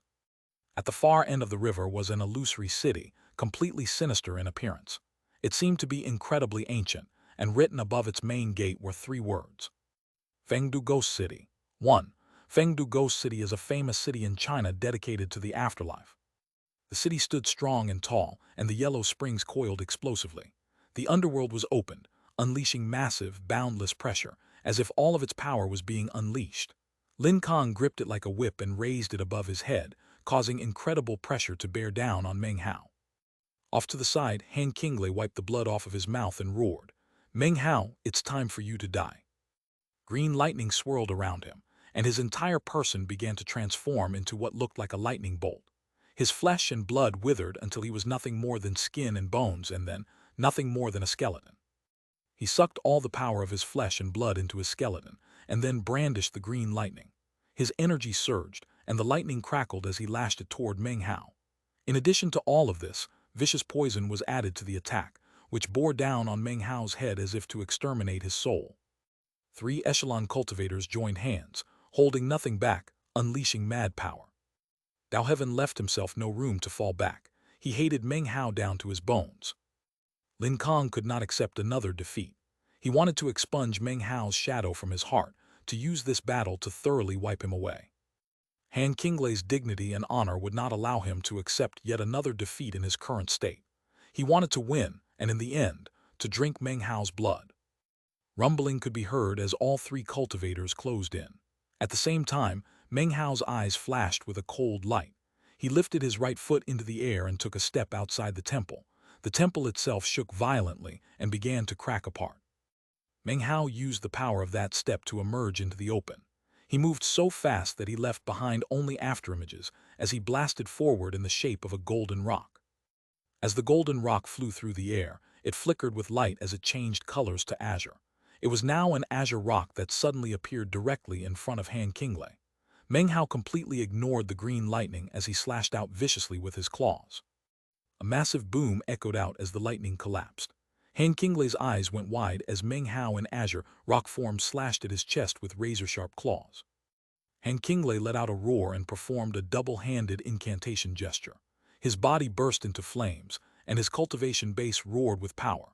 However, at the same time that his energy surged, Meng Hao in rock form let out a powerful shriek and sent divine sense stabbing into Han Qinglei's head. Han Qinglei let out a blood-curdling scream, and blood sprayed out of his mouth. He was just about to fall back in retreat when Meng Hao once again closed in and slashed at the top of his head with his azure rock claws. "You want to exterminate my soul? How about I exterminate yours?"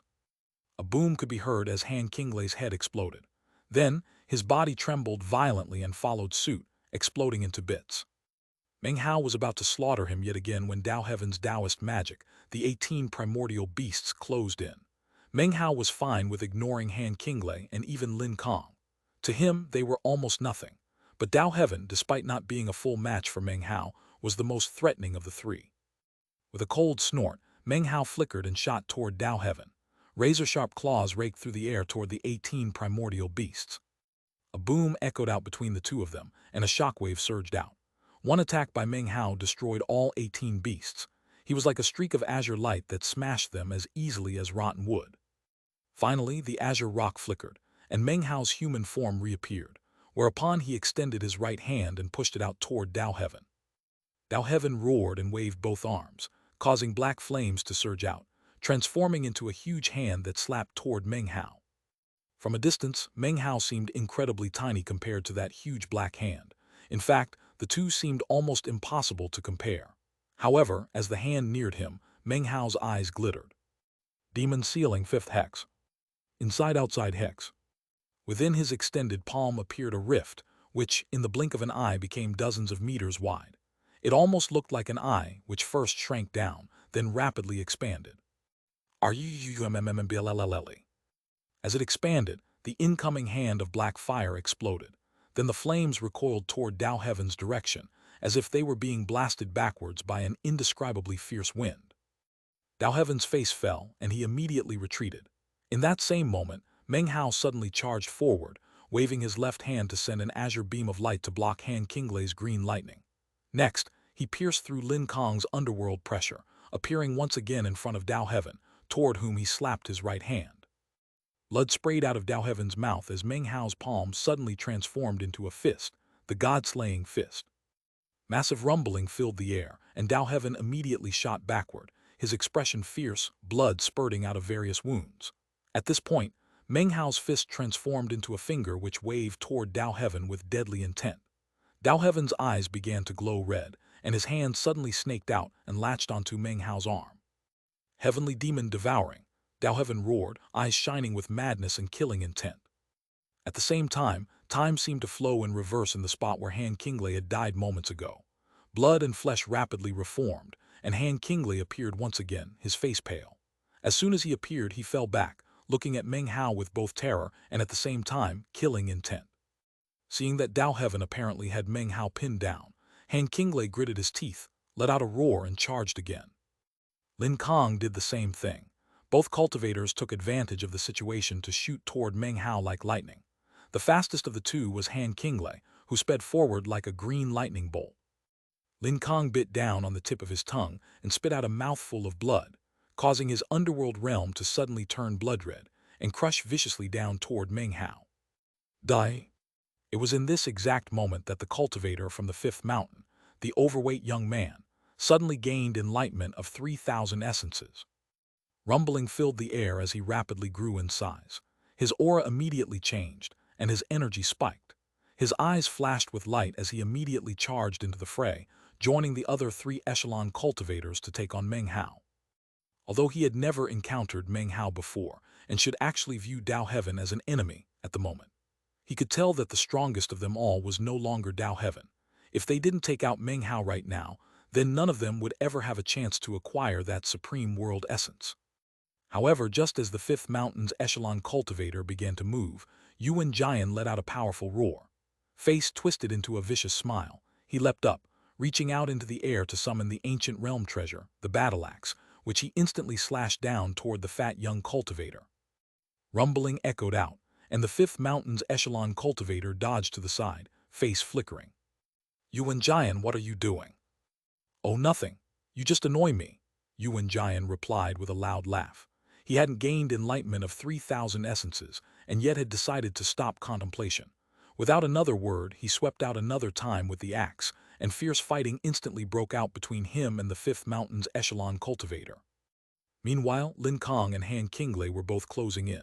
Dao Heaven's right hand was clasped onto Meng Hao's arm, and he was unleashing the heavenly demon devouring. At the same time, Meng Hao stretched out the rest of his fingers to form a palm, which he slapped down onto Dao Heaven's arm with lightning speed. Even as Dao Heaven unleashed the heavenly demon devouring, Meng Hao coldly said, "Blood demon grand magic." Rumbling sounds could be heard as Meng Hao's body withered. His life force, his flesh and blood, and everything else was rapidly absorbed by Dao Heaven. However, when the blood demon grand magic was unleashed, Dao Heaven's life force, his soul, his flesh and blood, everything about him was likewise sucked into Meng Hao's palm. Two very similar Taoist magics were both unleashed at the same time, causing Dao Heaven's face to flicker. After all the times he had fought back and forth with Meng Hao, this was his first time seeing a Taoist magic from Meng Hao that so closely resembled his heavenly demon devouring. In fact, Dao Heaven was shocked to find that his heavenly demon devouring could not quite measure up to Meng Hao's blood demon grand magic in terms of its absorption and consumption. His face fell, and he began to howl as his cultivation base rotated in reverse, and explosive power began to build up in his arm. Being as familiar with the heavenly demon devouring as he was naturally aware of how to counteract magics of this kind. Rumbling sounds began to build up between him and Meng Hao, and he suddenly shoved back. The price to be paid was that his right arm exploded into bits. Dao Heaven sped backward, face ashen. He suddenly slammed into a random cultivator from the mountain and sea realm, and before the man could react, Dao Heaven smashed his palm into the man's chest, once again unleashing the heavenly demon devouring. The man screamed as his body withered up.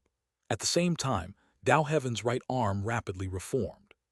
Chapter 1144, Zhang Wuya makes a move. Single mountain and sea realm cultivator turned out to be insufficient to completely restore Dao Heaven's arm. Without pausing, he appeared in front of another cultivator. This time, his right hand shot out instead of his left, and the mass of mangled flesh and blood that was his right arm stabbed forcefully into the cultivator's chest. A miserable shriek echoed out as the man's body was almost instantly withered up. All of the power of his life force was then absorbed hungrily by Dao Heaven's right arm. As that was happening, Meng Hao flashed through the air toward Dao Heaven, closing in on him rapidly. Dao Heaven's face twisted with ferocity as he flailed his right arm, sending the shriveled cultivator flying toward Meng Hao. As for Dao Heaven, he immediately fell back, this time heading toward Fan Donger. Meng Hao immediately frowned.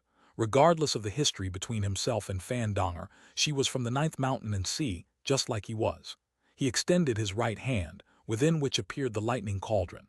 Rumbling could be heard as he suddenly switched places with her. Dao Heaven's face flickered in response, and his right hand rose up. As black flames roared to life, he slapped his bag of holding, causing a black tree branch to appear. He waved the branch through the black flames, and in response, the branch grew with terrifying speed. In the blink of an eye, it became countless vines that whistled through the air toward Meng Hao. As soon as Meng Hao appeared in Fan Donger's place, he snorted, performed an incantation gesture, and pointed out. Numerous azure-colored mountains suddenly began to descend, crushing down onto Dao Heaven, causing blood to spurt out of his mouth. He fell back, and Meng Hao followed, making a grasping motion with his hand to summon the bone-tipped spear, which he sent stabbing forward. Booms rang out as the spear pierced through the air, shredding the vines to bits and rapidly appearing in front of Dao Heaven himself. In this critical moment, Dao Heaven bit the tip of his tongue and spat out a mouthful of blood. Astonishingly, that blood first transformed into a sea of blood, then roared and became a blood dragon, which opened its mouth wide and lunged toward Meng Hao. Meng Hao's expression was the same as ever as he performed an incantation gesture with his left hand, then waved his finger. A blood demon head appeared, which shot toward the blood dragon. All the while, Meng Hao's bone-tipped spear never stopped moving, continuing on to stab toward Dao Heaven's chest. Dao Heaven let out a ferocious roar and used both hands to strike at the spear. Before the blow even landed, Meng Hao loosened his grip. An afterimage was all he left behind as he suddenly appeared right next to Dao Heaven. His right hand clenched and then punched out with the god-slaying fist. Dao Heaven didn't even have time to turn. He tried to dodge to the side, but Meng Hao's eyes flashed with light as his all-heaven immortal might crush down. Dao Heaven, Meng Hao roared, his voice echoing like lightning. Backed by the energy of an all-heaven immortal, his voice became a massive pressure that smashed into Dao Heaven. Dao Heaven's mind instantly began to spin, and his speed was reduced significantly. By that time, Meng Hao's fist arrived, slamming into Dao Heaven's side, causing his entire body to tremble on the point of explosion. In the next instant, he extended his index finger and pointed down onto Dao Heaven's forehead. A boom rang out as a massive, bloody hole appeared in the middle of Dao Heaven's head, piercing through from front to back. He shivered, and his eyes went dark. As his corpse began to fall toward the ground, Meng Hao prepared to kill him a second time when, all of a sudden, Dao Heaven's corpse dissolved itself into a haze of blood that rapidly spread out in all directions. It transformed into a single blood-colored magical symbol that began to shine with scintillating red light. The light rapidly transformed into a crimson tempest that shot away with indescribable speed. In the blink of an eye, it was 3,000 meters away, whereupon it reformed into Dao Heaven, who coughed up a mouthful of blood and stared hatefully at Meng Hao. Dao Heaven's heart trembled. He had been defeated in this fight and had even been forced to waste a life. Meng Hao stared coldly at Dao Heaven off in the distance. Declining to give chase, he hovered in midair for a moment before spinning and waving his sleeve as he turned to face Han Qinglei. Han Qinglei immediately stopped in place and began to tremble and back up. Considering that Meng Hao was staring right at him, he didn't dare to get any closer. His heart was filled with intense fear. Without Dao Heaven pinning Meng Hao down, he knew that he was no match whatsoever. Although he knew he had one life left to spare, if he did die, considering Meng Hao's shocking desire to kill, he would likely have little chance to escape with his final life. In fact, if Dao Heaven hadn't been there to attack Meng Hao just now, Han Qinglei would already have been killed multiple times. He would be truly dead, with no lives left to save him. Now, he had no other choice than to flee at top speed. As far as Lin Kang was concerned, his blood-colored underworld realm was in the middle of rumbling down toward Meng Hao.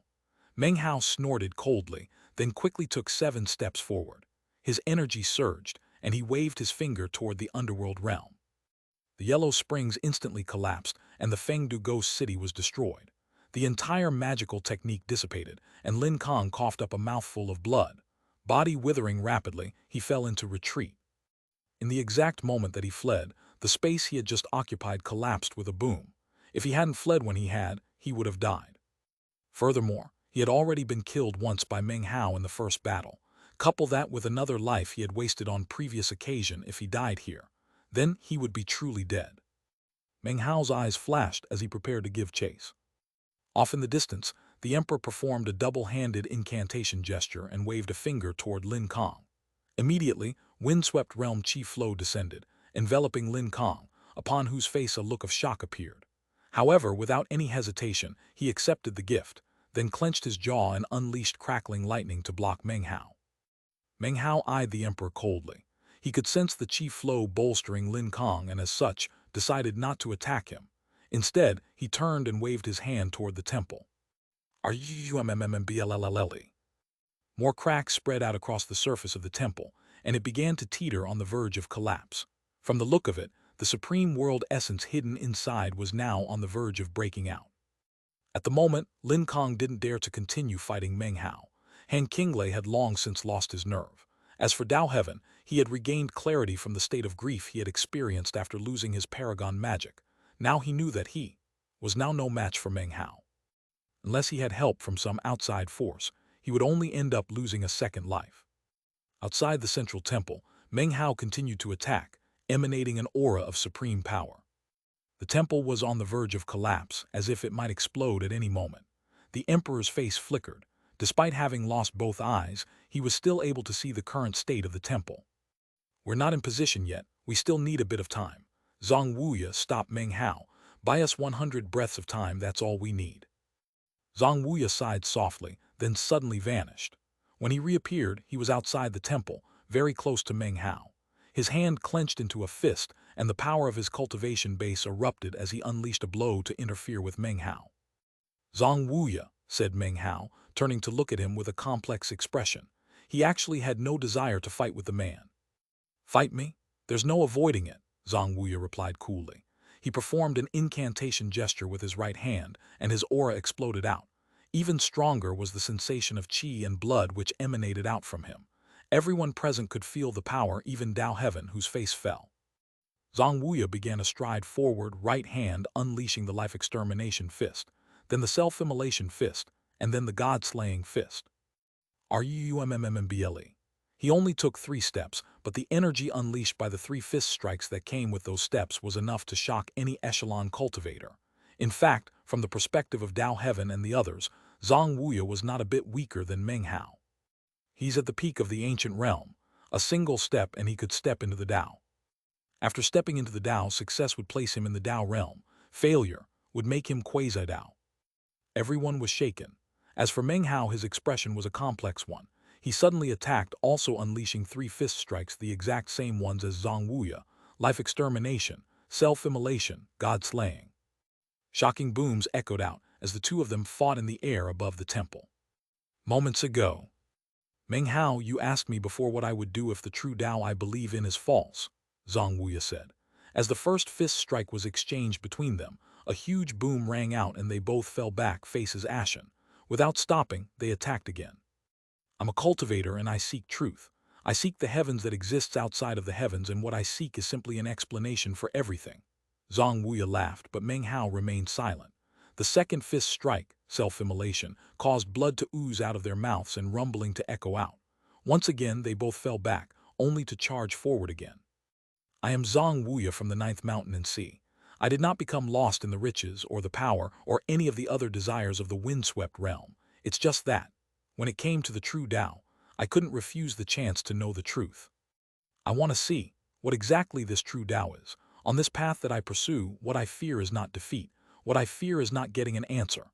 Zhang Wuya was laughing as their god-slaying fists slammed into each other. Booms filled the air and everything shook violently. Blood sprayed out of Meng Hao's mouth as he was shoved backward. Zhang Wuya also coughed up blood and was forced back. His laughter grew clearer and brighter, filled with all of his obsession. "I, Zhang Wuya, have lived a quiet and unassuming life. However, the heavens can bear witness that I have sought after the Dao. To those who search for the Dao, who live in the morning and die in the evening, death means nothing. I shall search for the Dao." 1. This passage about living in the morning and dying in the evening comes from actual Taoist philosophy. Similar things were mentioned by Qi Yunhai in chapter 597 and the parrot in chapter 631. "If I am right in the end, then I will have no regrets in this life. If I am wrong, I will equally be without regret. However, there is one thing that I can't give up on, and I must ask for your assistance to accomplish it." He laughed loudly, lifting up his right hand and looking piercingly at Meng Hao. Meng Hao, since you are my junior brother, one who has mastered all three fists just as I have, then I shall now pass on my fourth fist strike to you. I am Zhang Wuya, and this fourth fist was invented by me. It is my fist of Tao searching. As Zhang Wuya spoke, his aura changed again. The air around him twisted, and he suddenly seemed to grow larger, so big that he could shake heaven and earth. An invisible wind sprang up that swept across everything, causing the whole world to tremble. Fan Donger and the other cultivators from the Ninth Sea were shocked. As soon as they heard Meng Hao say Zhang Wuya, and then heard what Zhang Wuya said to Meng Hao, they immediately recalled the name they had heard about in the sect. That's the famous and resplendent elder brother Zhang Wuya, Fan Donger muttered, staring with wide eyes. Chapter 11:45. When there's tasty bait, the fishes bite. As Meng Hao and Zhang Wuya fought, the wind-swept realm continued to rise up through the void, getting ever closer to that invisible border. The depression in the huge net grew more and more obvious. It was as if some huge, invisible hand were pushing hard into the net. In the deepest recesses of the depression, lightning crackled back and forth with increasing intensity. Further off in the distance, the battle between the windswept Imperial Lord and Paragon Sea Dream seemed to be heading toward a critical juncture. Sea Dream was a paragon of past times, and had long ago sustained injuries which still hadn't recovered, but was no pushover when going up against the windswept Imperial Lord. In fact, the windswept Imperial Lord's defenses were slowly starting to crumble. Paragon Sea Dream's attacks caused the void to vibrate, and caused the figures behind the huge net to view the situation soberly. 1,500,000 meters still left to go, a voice said, murky and archaic. Currently, the windswept realm was moving 30,000 meters in every breath of time. It rumbled up at incredible speed, causing a sea of flames to burst out along its borders. From a distance, it looked like a shooting star, moving relentlessly up toward the huge net and the 33 heavens. 1,200,000 meters. 900,000 meters. 600,000 meters. Back inside the windswept realm, Zhang Wuya was racing forward, his right hand filled with the power of the fourth fist strike that he had created. He was like a long streak of light that shot forward directly toward Meng Hao. Meng Hao had a serious expression on his face. He could sense Zhang Wuya's obsession within that fist strike, and could also sense his sentiments about pursuing the Tao. Even if their body dies, they must still pursue the true Tao. For them, it's all in search of the Tao. Even if that search lasts only for a fleeting moment, even if those who search for the Tao are born in the morning and die in the evening, Meng Hao murmured. As he watched Zhang Wuya closing in, he realized that this fist was something that he couldn't fight back against. It wasn't that his cultivation base was insufficient. Instead, it was a matter of willpower, because what he was up against was not Zhang Wuya's cultivation base, but rather his heart, which was completely focused on searching for the Tao. If a heart like that could be defeated, then Zhang Wuya wouldn't be so obsessed with the true Tao. Meng Hao sighed softly. After all, he didn't believe in the supposed true Tao of the outside world. He took a deep breath as the starstone in his left eye melted, covering his body. Instantly, the one-thought stellar transformation was unleashed, and Meng Hao transformed into a planet. Rumbling sounds could be heard as he shot toward Zhang Wuya. That fist contains your will and your thoughts. I can't defeat it, but I can still fight you. Meng Hao's voice echoed out as he transformed into a planet, and then shot toward Zhang Wuya like a meteor. The two of them flew through the air and collided. What does it matter if I die while searching for the Tao? Zhang Wuya threw his head back and laughed, slamming his fist into planet form Meng Hao. Everything around them trembled and shook, and a massive wind sprung up that filled the entire windswept realm. The sea of flames caused by the friction of the realm's flight up into the sky grew even more intense, filling the sky, turning the whole realm into a world of fire. Rumbling sounds could be heard as Meng Hao's starstone began to crack, and he was pushed backward. Eventually, the planet exploded, and Meng Hao became visible, retreating backward, blood spraying out of his mouth. He looked up at Zhang Wuya with a complicated expression on his face. Zhang Wuya stood back in his original position, without having coughed up so much as a drop of blood. However, his right hand suddenly transformed into ash and then vanished. And yet, he didn't seem to mind. He looked up at the flames filling the sky, and the gleam of obsession could be seen in his eyes, as well as hope. The windswept realm was now getting even closer to the huge net. It was now only 300,000 meters away. 270,000 meters. 210,000 meters. 150,000 meters. 90,000 meters. The lands of the windswept realm were beginning to crack and shatter, rivers dried up, and the sky was a mass of burning flames. Just beyond the flames, Meng Hao could make out that huge net off in the void, beyond which was the murkiness and the shocking figures that waited there. Apparently, there was no way to prevent the windswept realm from leaving. 30,000 meters.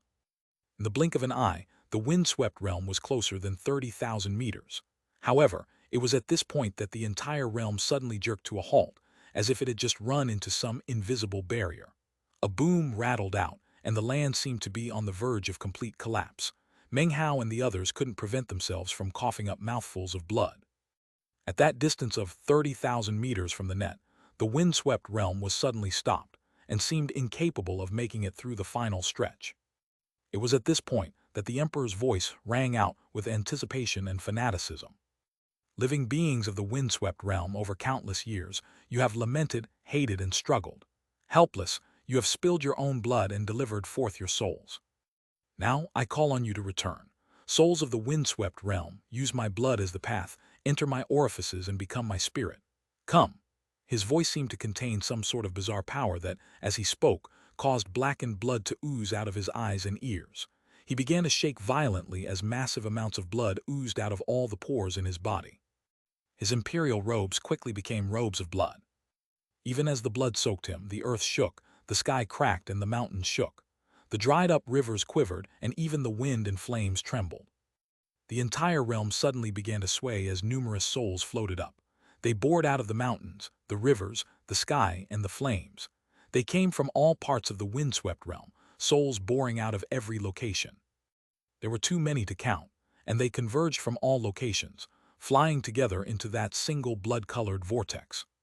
They seemed endless, infinite, and each one fairly burst with obsession, fervor, and anticipation. They poured into the vortex, which began to spin, erupting with endless soul power that then powered the vortex. The vortex spun rapidly. Since the windswept realm itself couldn't push itself that last 30,000 meters, then, the souls of the life forms which had died there throughout the countless years would pay the price to make it happen. They would make up for that little bit of lacking power. Meng Hao was inwardly shaken as he saw the congregated souls form into a tempest. The vortex spun rapidly, causing the windswept realm to tremble, and then begin to push through the final 30,000 meters. 24,000 meters, 15,000 meters, 9,000 meters. 33 heavens, cried the deaf and blind emperor. His divine sense had long since wasted to nothing. He was like a candle on the verge of flickering out. By this point, it didn't matter if the windswept realm succeeded or failed, he would die. Of course, he didn't care about that. As he said, he didn't care if people called him a sinner or a saint. His actions were not for the imperial lord, but rather for the windswept realm as a whole. I convinced the imperial lord to make a move, and you people still don't trust me. Well, it doesn't matter whether you believe me or not. I will offer up the windswept realm's only world essence. I beg of you, please, open the door. The emperor was trembling as he raised both hands into the air. A boom could be heard as his arms exploded, sending blood spraying out in all directions. At the same time, the already cracked and ruined temple suddenly exploded into bits. It was as if a cage had been opened, allowing that imprisoned supreme world essence to suddenly explode out. It was a beam of light that looked very similar to the windswept chi flow, except more radiant, filled with a bright will. The light shot up into the sky, leaving the windswept realm, spanning the 9,000-meter distance and slamming into the huge net. In that instant, the net trembled and suddenly shone with brilliant, resplendent light. Countless lightning bolts danced, and massive roaring sounds echoed out. Massive pressure built up over the entire net, which blocked the invading world essence from entering. The emperor threw his head back and laughed maniacally, whereupon his legs exploded into bits. Echelon cultivators of the mountain and sea realm, you have benefited from the chi flow and essences of the windswept realm which I bestowed upon you. Now, it is time for you to pay back what you owe. Even as the emperor's sinister and bizarre words rang out, his chest exploded and a crystal ball flew out. As soon as the crystal ball appeared, the three souls inside burst out. One of them was the 10th echelon cultivator, Hai Donking. The other was boyish Hong Bin. The third was someone who Dao Heaven instantly recognized. It was the echelon cultivator from the second mountain, the one he had killed. 3 echelon cultivators, whose souls everyone had presumed to be dead. All of a sudden, however, their souls appeared here. Meng Hao was shocked, and Dao Heaven could barely believe his eyes. As for Yuan Jian, when he saw Hong Bin's soul, his eyes instantly became shot with blood. However, before anyone could take any action, 10 beams of light suddenly shot out from the glowing pillar that was the world essence. Those 10 beams of light resembled chains, and they shot forth with incredible speed and power. In fact, there was nothing anyone could do to block them, as 3 of the chains instantly latched onto Hong Bin and the other 2 souls. They immediately began to tremble and let out miserable shrieks. Flickering light emanated out from them as their Daos, their life forces, everything about them, were shackled tight and began to be absorbed. Meng Hao and the others were shocked. In the blink of an eye, the rest of the chains flew down toward the other echelon cultivators. Lin Kong and Han Qinglei were incapable of even dodging and were instantly bound up. Yuan Jian and the young echelon cultivator from the 5th mountain were similarly caught. Dao Heaven roared and tried to start fighting, but was incapable of doing anything other than being tied up. Even Meng Hao was caught, despite doing his best to evade. Rumbling filled the air as all of the echelon cultivators who had taken the bait laid out by the emperor were instantly shackled. Then, the world essence began to suck away at them to bolster the shining light. Screams that didn't even sound like they came from human mouths instantly filled the air. These were echelon cultivators, but they couldn't even control their voices. They were no longer chosen, they were now power sources to strengthen the world essence. The emperor's scheme had finally come to fruition. After all, when there's tasty bait, the fishes bite. Chapter 1146. What makes you think I'll give them to you? The supreme world essence was a pillar of light that shot up from the rubble of the central temple to slam into the huge net up above, causing increasingly intense ripples to spread out.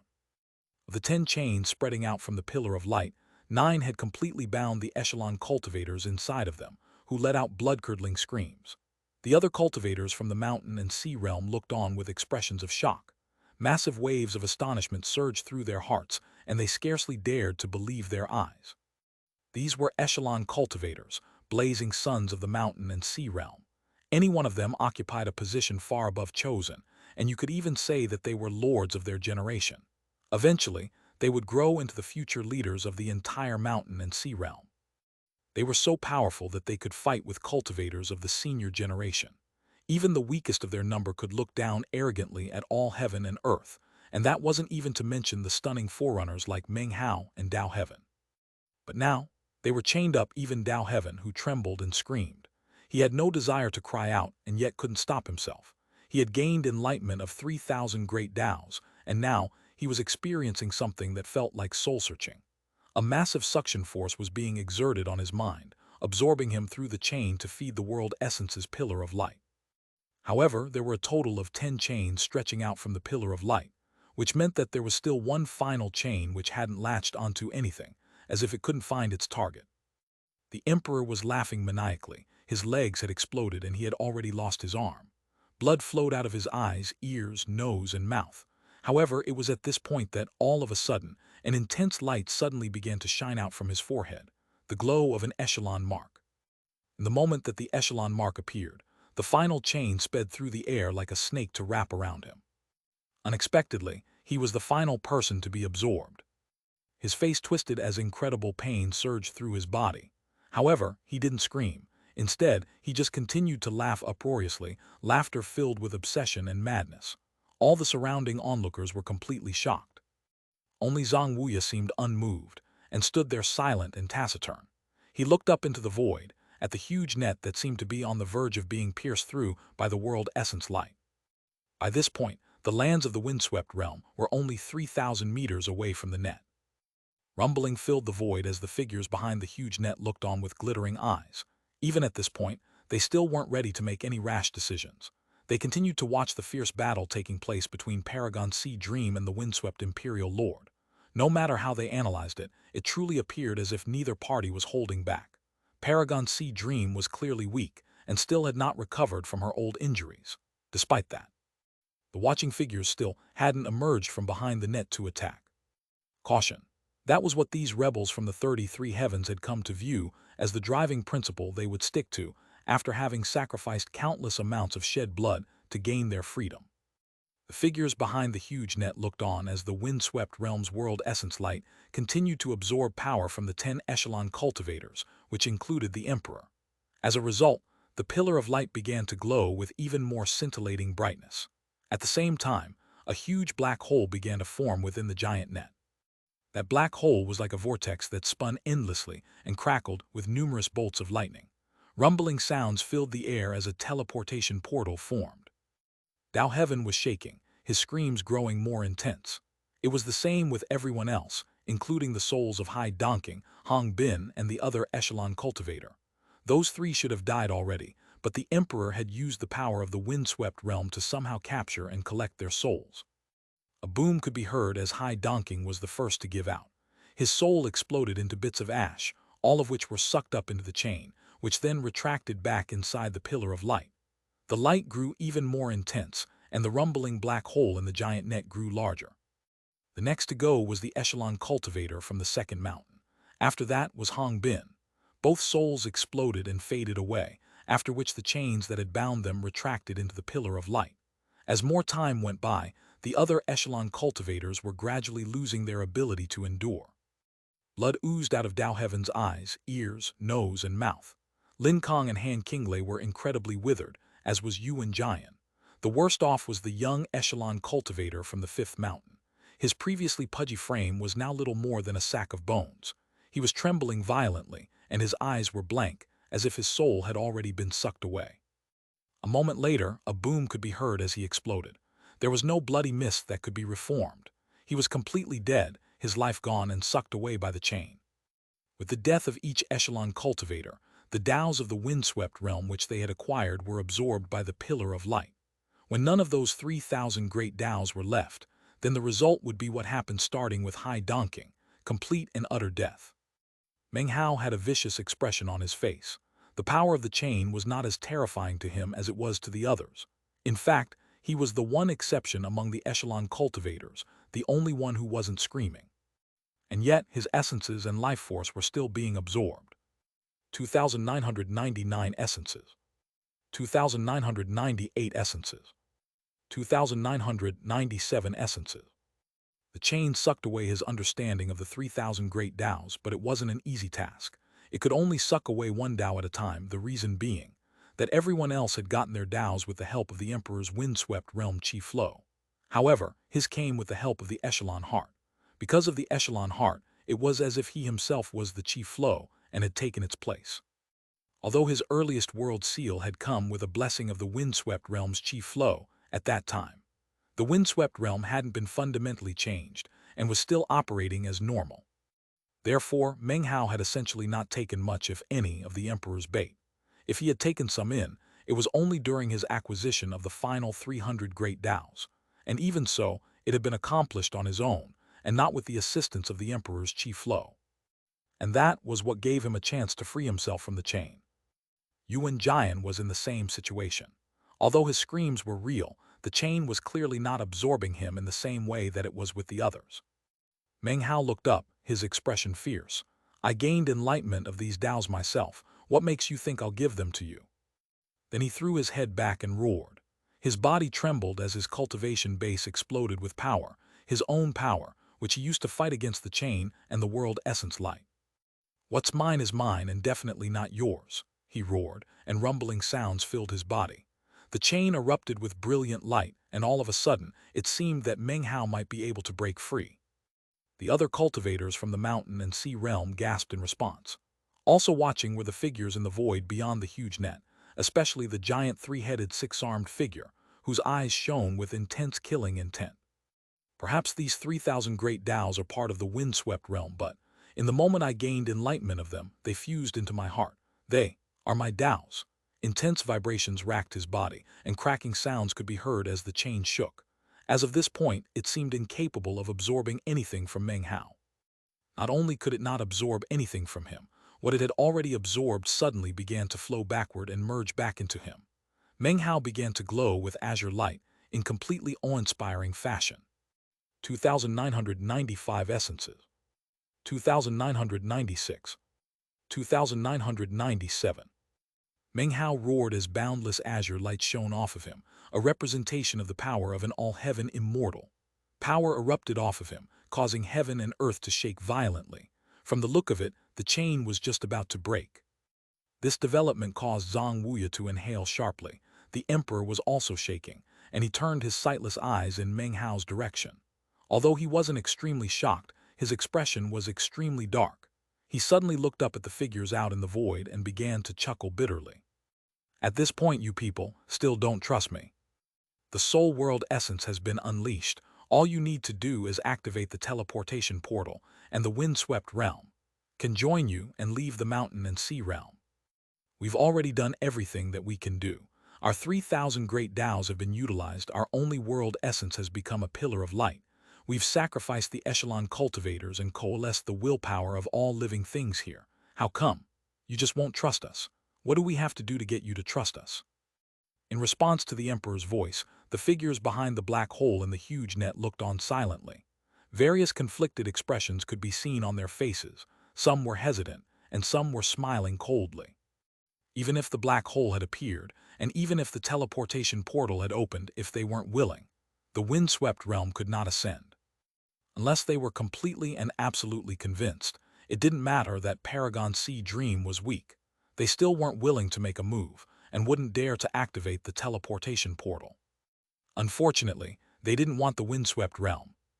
By this point, azure light swirled thick around Meng Hao.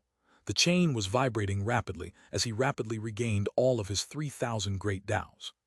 2,998 essences. 2,999 essences. 3,000 essences. In that moment, he raised both hands into the air and stretched them apart. Massive, shocking rumbling sounds echoed out as the chain suddenly collapsed into pieces and exploded. As the pieces faded away, Meng Hao took a step forward, completely freeing himself from the absorbing power of the world essence light. Without the slightest hesitation, he shot toward Yuan Jian, extended his right hand, and then grabbed onto the chain that was binding him. Break! Boom! The chain shook for a moment as if it were about to collapse. Yuan Jian excitedly rotated his cultivation base, joining forces with Meng Hao. The two worked together, and moments later, the entire chain shattered. "Many thanks to you, Meng Hao," Yuan Jian said, voice filled with joy. Even as he spoke, Meng Hao was speeding toward Tao Heaven. "Don't thank me. Come on, let's save everyone." At this critical juncture, Meng Hao's choice was not to simply sit around and let the other echelon cultivators die. He planned to save them. "Save everyone?" Yuan Jian asked, staring in shock. Chapter 1147, Traitorous Sutra of the Rebel Tao. The words were still coming out of Meng Hao's mouth as he shot toward Tao Heaven, whose face was twisted ferociously as his body withered up. He was the second most powerful next to Meng Hao, but he still had to struggle to lift his head up. When he did, he stared at Meng Hao, a conflicted expression in his eyes. He watched as Meng Hao approached, grabbed a hold of the chain that bound him and shook it violently, causing a huge tremor to run through it. It seemed like it was already on the verge of exploding. "Tao Heaven, help me out here," Meng Hao growled with a frown. "Why are you saving me?" Tao Heaven asked, feeling completely shaken and initially holding back from cooperating. He was withering rapidly, and his Taos were being sucked away, and yet to him, his pride and dignity were more important than those things. Meng Hao looked at Tao Heaven and calmly said, "One day when I reach the pinnacle of everything, I don't want to look back and find myself alone. More important than that, all of us are from the mountain and sea realm." His words caused Tao Heaven to tremble and stare in shock. Then he closed his eyes for a moment, after which his cultivation base exploded with power. He and Meng Hao worked together to completely shatter the chain. After Tao Heaven was freed, blood sprayed out of his mouth, and he looked over at Meng Hao with an even more conflicted expression than before. Tao Heaven was completely stunned by Meng Hao's decision. He would never have imagined that Meng Hao would save him for such reasons. "Is it really true that despite all the competition and fighting, in the end we're on the same team?" he murmured. Finally, he threw his head back and laughed. Then he looked back at Meng Hao with the same complex look in his eyes. However, there was something else there, deep inside, something that had never before existed inside of him: admiration. In Tao Heaven's entire life, he had never admired anyone, not even Paragon C Dream. In his heart, she was simply an expert who was vastly more powerful than him. If there was anyone he could possibly have considered himself to admire, it might have been the statue inside of his Paragon painting. But now Meng Hao was there in his heart, someone that he truly admired. He couldn't help but wonder if he would have made the decision to save everyone, were he in Meng Hao's position. In the end, he wasn't sure. Suddenly, Dao Heaven turned into a blur as he, along with Meng Hao and Yuan Giant, quickly set about saving everyone else. Lin Kong looked even more conflicted than Dao Heaven had. When he saw Meng Hao coming to shatter the chain that bound him, he thought back to everything that had happened between them and couldn't help feeling a bit guilty. In truth, there had never been any enmity between the two of them to begin with. "Thank you," he said gruffly. There were few people in his life to whom he had ever uttered the words "thank you." Han Qinglei was equally conflicted. "I owe him a life," he murmured inwardly as he watched the chain shattering. He didn't say anything, but inwardly he realized that killing people was easy, but saving them was difficult. That difficulty lay within the heart, within a person's capacity for righteousness. It had to do with one's mental state. Fundamentally speaking, there were no irreconcilable differences between him and Meng Hao. The only thing that truly existed between them was competition. However, because no limitations had been placed on that competition, it had escalated to a deadly level. As Meng Hao went about saving everyone, surprisingly, the emperor did nothing to interfere. Zhang Wuya also stood there silently. By the time Meng Hao had released everyone from the chains, the lands of the windswept realm were only 300 meters away from the huge net. In fact, it was so close it seemed possible to reach out and touch it. Furthermore, when Meng Hao looked up into the black hole, he could see a blurry figure with 3 heads and 6 arms. As soon as he laid eyes on it, his heart trembled. "It was you who killed my son," a voice raged. The 3-headed 6-armed being glared at Meng Hao from behind the huge net. Meng Hao's eyes glittered coldly, but he didn't say anything. Dao Heaven and the others were arrayed behind him. Whether they were willing to admit it or not, as of this moment, Meng Hao was their leader. At the same time, the black hole formed by the solitary world essence light was getting bigger. However, it wasn't nearly big enough to swallow up the entire windswept realm. The emperor laughed, a shrill laughter filled with decisiveness and madness. At the same time, his obsession deepened. "My mission in life has been to lead the windswept realm away from the mountain and sea realm and into freedom. I will give freedom to all coming generations of the windswept realm. I have sacrificed everything for that goal, and because of that I can also give up everything. This was my mission and my dream. Immortals and devils of the 33 heavens, you can choose to distrust me, and you can distrust the blood and souls of the lives of the windswept realm. You can distrust the immortals and you can distrust everyone. But there is one thing that you people must trust." The emperor's murmured words were intermixed with bitter laughter. He suddenly bit down on his tongue, which exploded, creating a chain reaction that destroyed his entire body. The only thing which was left was his soul, which began to chant. "Great sacrifice. Soul oath. With my soul, I henceforth rebel against the immortal world. With my blood, I henceforth leave the immortal world. With my will, I henceforth defy the immortal world. Henceforth the windswept realms, wind, snow, sky, land, mountains, rivers, vegetation, and all other living things, defect from the immortal world." As the emperor spoke those words, the windswept realm began to vibrate. The rivers turned black, the mountains turned black, and the land turned black. The wind howled, the snow roared, the land thundered, the mountains howled, the living things and even the vegetation cried out loudly. All of the cultivators in the 9 nations of the windswept realm dropped to their knees to kowtow, then lifted their heads up and reiterated the words just spoken by the emperor. "Henceforth we defect from the immortal world." The wind turned black, the snow turned black, the land turned black, the vegetation withered, and at the same time a black mark appeared on the foreheads of all of the cultivators. It was the mark of a traitorous rebel. All living things began to speak out the desires of their souls, even the mortals. As they kowtowed, their voices rang out, backed by the power of their blood. "Henceforth we defect from the immortal world." Black marks appeared on the foreheads of all living things. The cities turned black, as did all other objects within the windswept realm. All things turned pitch black. Black sky, black lands, black wind, black snow, pitch black upon pitch black. The windswept realm was now completely different on a fundamental level. Deep inside, they became traitorous rebels, which immediately had an effect on the windswept realm's 3,000 great Taos. Those Taos, natural laws and essences, all became traitorous and rebellious. The entire will of the windswept realm was traitorous and rebellious.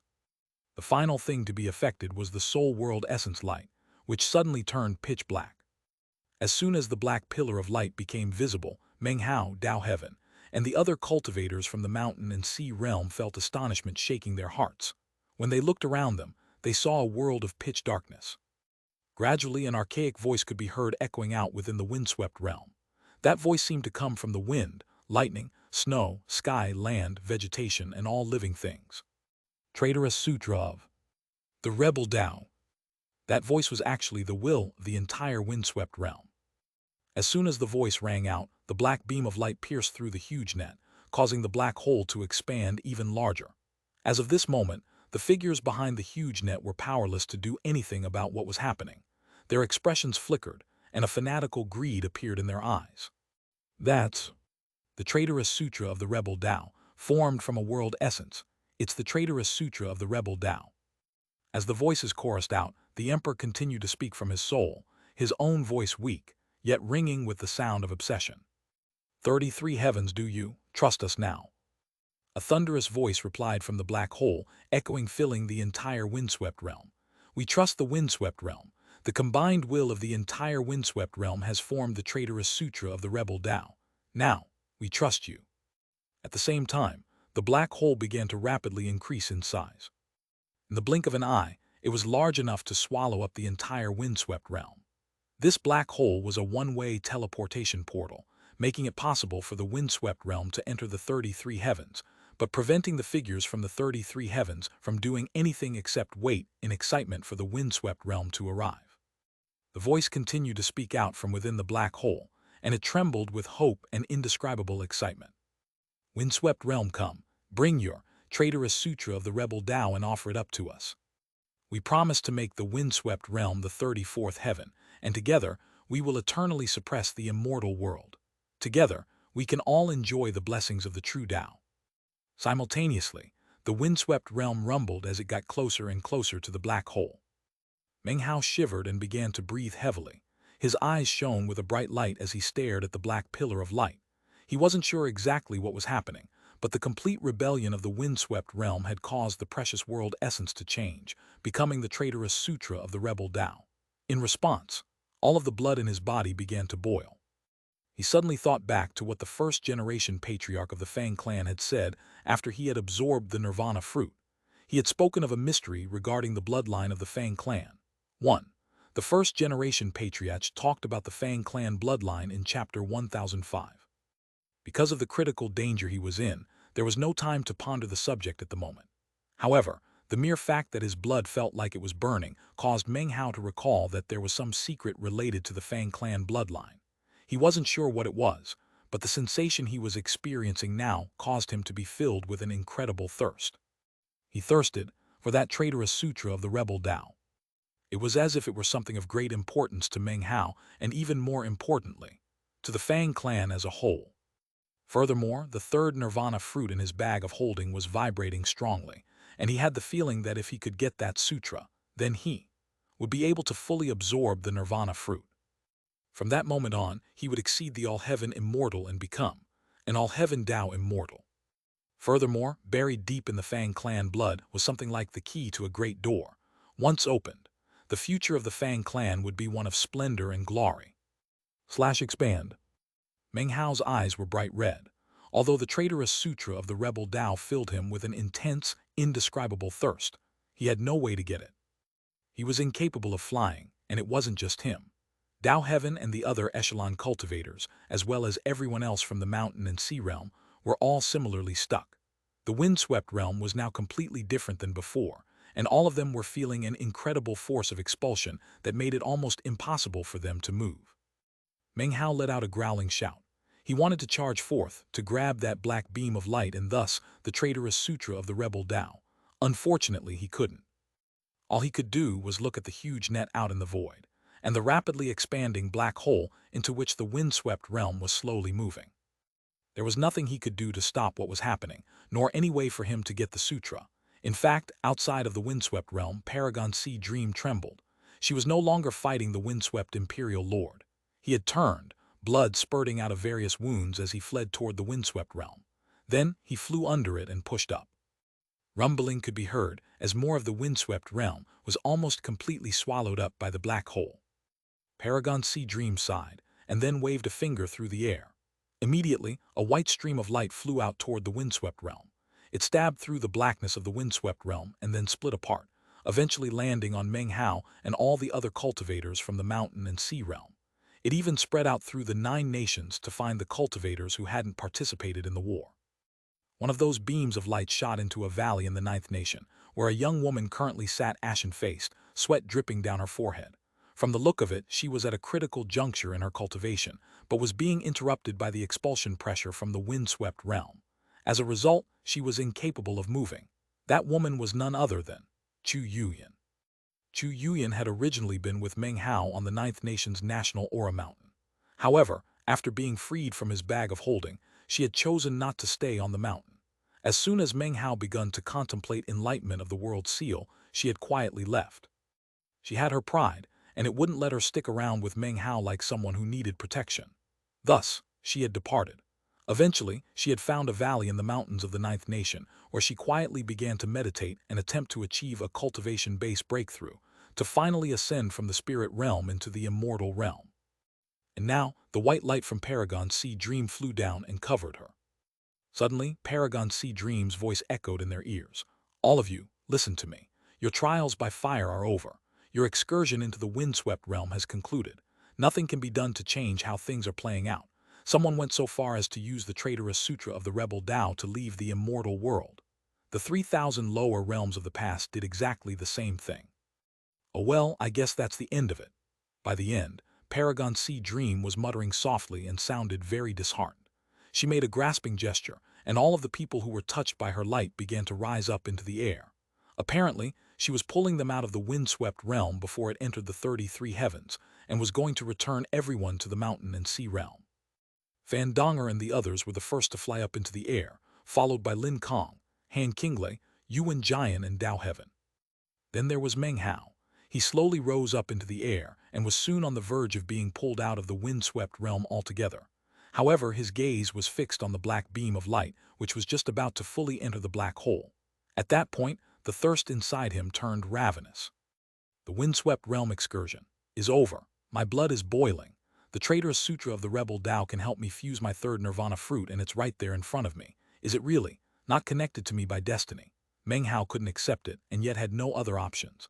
The expulsion power of the windswept realm was too strong, and the pillar of light was actually the source of that power.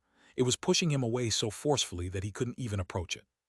Furthermore, Paragon C Dream was pulling him inexorably away, placing him further and further away from the black pillar of light. He roared inwardly, his eyes bloodshot as he unleashed all of the power of his cultivation base. Azure light surged out, and blood spurted out of his wounds. Cracking sounds could be heard as injuries were inflicted, all to prevent himself from getting any further away. However, it was too hard, and he couldn't quite manage to take a step forward toward the traitorous sutra of the rebel Tao. It was at this point that, all of a sudden, Tao Heaven roared, "Meng Hao, let me help you." He was also being slowly pulled away by Paragon C Dream, but when he saw the look on Meng Hao's face, he performed a double-handed incantation gesture, causing his cultivation base to erupt with power. He even burned some of his life force as he waved his finger toward Meng Hao, causing an intangible force to slam into him. It was an attack that propelled Meng Hao forward, blood spraying out of his mouth. Instantly, he flew forward several dozen meters, pushing him a bit closer to the traitorous sutra of the rebel Tao. "Meng Hao, I'm gonna help you too," shouted Lin Kong. "Me too," cried Han Qinglei. "Brother Meng Hao, let me help you too," Yuan Jian cried. Lin Kong threw his head back and roared, waving his hand and causing his cultivation base to ignite. The underworld appeared, transforming into a force of acceleration that slammed into Meng Hao.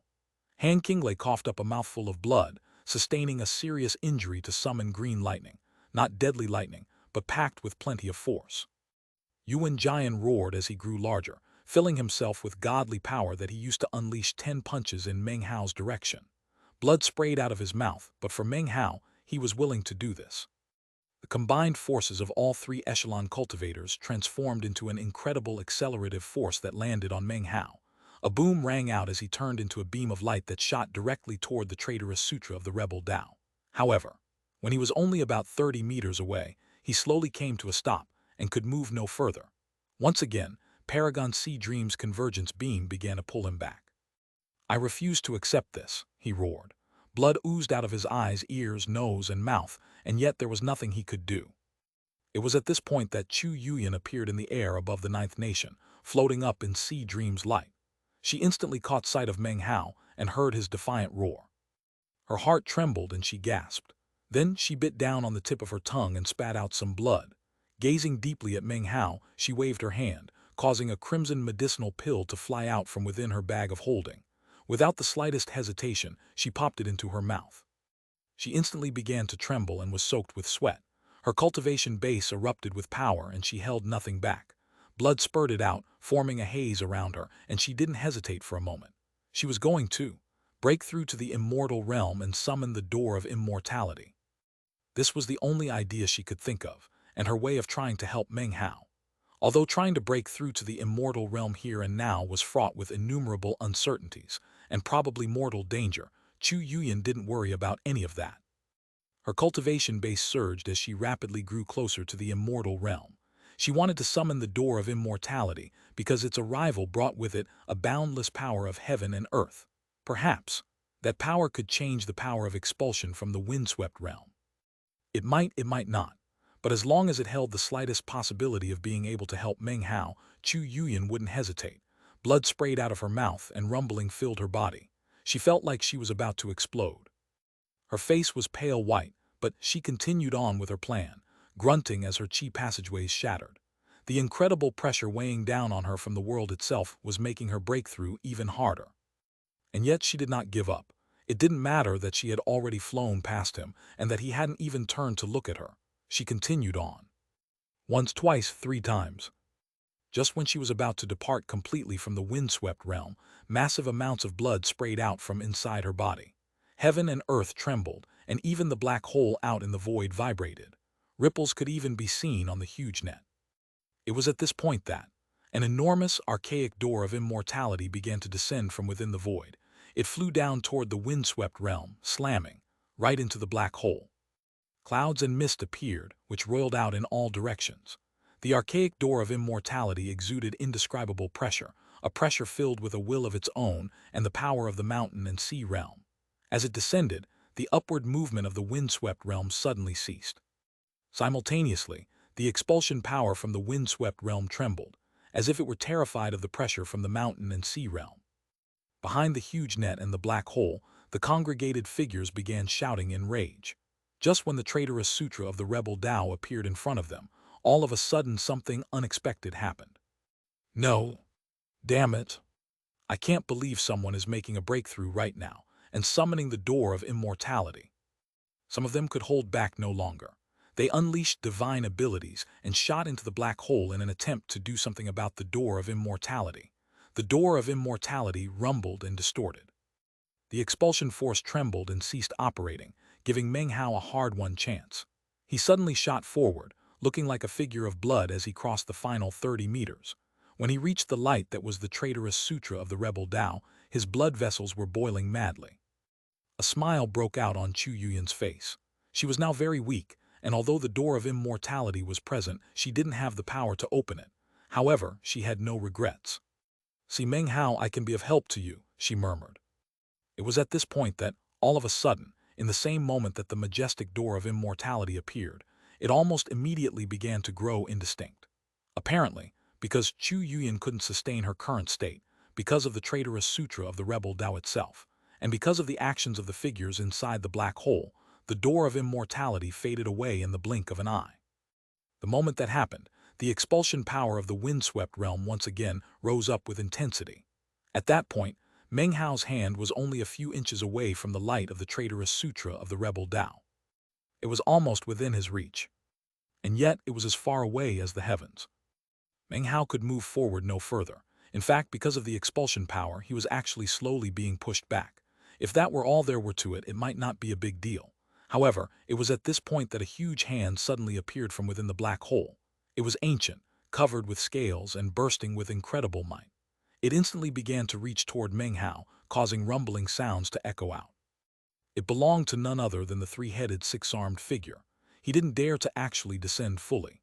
However, he couldn't hold back from trying to kill Meng Hao, so he stretched out his arm in a deadly attack.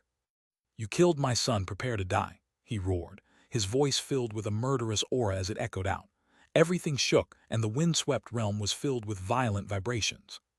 Chapter 1148. You killed my son, prepare to die. Chapter 1149. An arrow rocks the heavens. Meng Hao's face fell. It wouldn't be impossible to extricate himself from this dangerous situation. After all, he merely had to give up on the traitorous sutra of the rebel Tao, and then utilize the full power of his cultivation base to cooperate with Paragon Sea Dream. In that case, he would be gone within moments. Unfortunately, the price to pay for such an action would be that he would forever lose the chance to get the traitorous sutra of the rebel Tao. Furthermore, it would also be a waste of all the assistance provided by Tao Heaven and the others, as well as Chu Yuyan's sacrifice. Those were all things that Meng Hao couldn't accept. After all, rewards came only with risk. Without the willingness to go all out, it would be difficult to ever acquire any sort of good fortune that other people could. Meng Hao's eyes were completely bloodshot. In this critical moment, he clenched his jaw, and instead of falling back or giving up, he extended his hand, within which, shockingly, appeared his third nirvana fruit, glittering and mysterious. Without a moment's pause, he pushed it down into his forehead. It was absorbed immediately, whereupon rumbling sounds filled him, along with a shocking, explosive power. The terrifying intensity of the eruption caused Meng Hao to instantly emanate a wild, quasi-Tao aura, which immediately distorted everything, causing the entire area to twist and ripple. His body trembled, and blood immediately began to ooze out of his eyes, ears, nose, and mouth. His soul immortal meridian appeared to have been wiped away, turning his insides into a black hole that began to absorb all auras in the area. Natural laws and essences all roared toward him. It was as if he were suddenly ravenously hungry. The sensation was difficult to endure. He felt as hungry as if he hadn't eaten for thousands of years. He immediately wanted to consume all life and all the energy in heaven and earth. Meng Hao's face went pale. This was his first time absorbing the third nirvana fruit, and he had never imagined that it would be like this, that he would be filled with an intense and unendurable hunger. His body trembled and, as if because of the hunger itself, began to wither. In the same moment, his 33 heavens also collapsed, transforming into countless fragments that spun through his body. The end result was that he began to emanate a sensation like that of the Tao realm. It was the all-heaven Tao immortal realm. He trembled violently, and blood spurted out everywhere. Forcing himself into the all-heaven Tao immortal realm was actually far too much of a burden. However, within that intense hunger, he also sensed unprecedented power, a power the likes of which was only half a step away from that of a Tao realm expert, and comparable to that of a quasi-Tao paragon. Meng Hao's eyes began to glow with a strange light, and his breathing grew ragged. Resplendent azure light shone off of him in all directions, as if he were a wellspring of azure. The sensation of the Tao erupted off of him, causing wild colors to flash and everything to shake, including the entirety of the windswept realm. When the members of the echelon and the other cultivators being pulled away by Paragon Sea Dream saw what was happening, their eyes went wide and they began to pant, especially Tao Heaven. They looked on in a daze as these momentously shocking events occurred. So before wasn't his most powerful state. "I can't believe he's so strong." Lin Kong, Han Qinglei, and Yuan Jian were all astonished. Blood oozed out of Chu Yuyan's mouth as she watched Meng Hao. Her gaze was gentle, and her smile continued to grow wider. All of a sudden, more of the figures beyond the huge net began to turn their attention to Meng Hao. There were even some who, when they saw the azure light surrounding him and realized what it meant, began to cry out in shock. All-Heaven Tao Immortal. However, even as they realized that Meng Hao was in the All-Heaven Tao Immortal realm, the gigantic three-headed six-armed figure let out a cold snort. Instead of pausing or slowing down, it moved its hand faster toward Meng Hao. "You overestimate yourself," he said with cold disregard. It was as if to him, Meng Hao was nothing more than an ant, and that he was someone vastly more powerful, someone capable of crushing him instantly. His hand made a grasping motion, causing the void to shatter. It was as if the entire area around Meng Hao was about to collapse, burying him in death within the hand. As the hand rumbled toward him, it was obvious that he could not dodge or resist it. His eyes began to glow with a bright light, and he threw his back and laughed. He could already tell that it wouldn't be possible to stay in this state for very long, At the most, a few breaths of time. Within those few breaths of time, he would not be able to do anything significant to the hand stretching out from the black hole. However, his intention was not to personally do something to it. Meng Hao didn't feel the slightest fear or dread going up against the massively destructive palm and the pressure it exuded. His pupils shrank as, all of a sudden, he used the power of the third nirvana fruit to activate the drop of Paragon 9 seals, blood that was inside of him. That Paragon's blood had not only helped him absorb his first nirvana fruit in the critical moment, it had also merged into his body, making his demon-sealing hexing magic more powerful than before. Furthermore, he had received the ultimate honor of Paragon 9 Seals approval. Most importantly, because of that approval, the entire mountain and sea realm had been shaken, and Meng Hao had become the future lord of the mountain and sea realm. Stimulating Paragon 9 Seals, blood was exactly what Meng Hao wanted to do. In this critical moment in which he refused to give up on the traitorous sutra of the rebel Tao, it was the only thing he could think of to do. I'm the 9th generation Demon Sealer, the final generation of the League of Demon Sealers. I am Paragon 9 Seal's successor. I am the future lord of the mountain and sea realm. In the future, I will control the fate of the entire mountain and sea realm, as well as everything within the mountain and sea realm. Sun and moon, it doesn't matter whether you used to be 9 Seal's eyes or former magical items of his. As of this moment, I call upon the authority of my name to order you, to sever this rebel's arm. These words were roared inwardly, not spoken out loud. However, in the moment that he stimulated the Paragon's blood inside of him, a connection seemed to form between it and the mountain and sea realm. It was like a passageway linking the words of his heart into all of the mountains and all of the seas in the realm. He was connected to the very will of the mountain and sea realm. He was using his own name to call upon the mountain and sea realm, to control it. It seemed like an insane plan, but Meng Hao knew that given the situation at hand, in order to become more powerful, if he didn't do something crazy, he wouldn't succeed. He threw his head back and roared, stretching both hands out wide as he made his mental call. At the same time, the entire mountain and sea realm suddenly trembled slightly. The 9 mountains swayed and the 9 seas roared. The Xuanwu turtles on top of each mountain threw their heads up and howled. It was as if the entire mountain and sea realm had been hit with massive waves. The ripples were detectable by Paragon Sea Dream, as well as the figures in the huge net's black hole and the windswept Imperial Lord. All of their faces flickered in response. Even more shocking to everyone was that sun and the moon that normally orbited around the 9 mountains and seas suddenly stopped in place. At the same time, an indescribably murderous aura exploded out from them. As it did, the sun and moon began to shine with resplendent light, and it was gradually possible to see that within the sun there was a sword. However, that sword rapidly changed shape into a bow. 1. The sword in the sun was mentioned in chapter 1056. Some of you might remember the confusion about whether it was a sword or a bow. Now you know why. Hey, what's going on? Damn it, you can't just stick your hand into the mountain and sea realm. You incited the killing will of 9 seals, precious treasure. Impossible. How could a mere arm provoke such a reaction from 9 seals, precious treasure? It shouldn't even be close to the threshold that sets it off.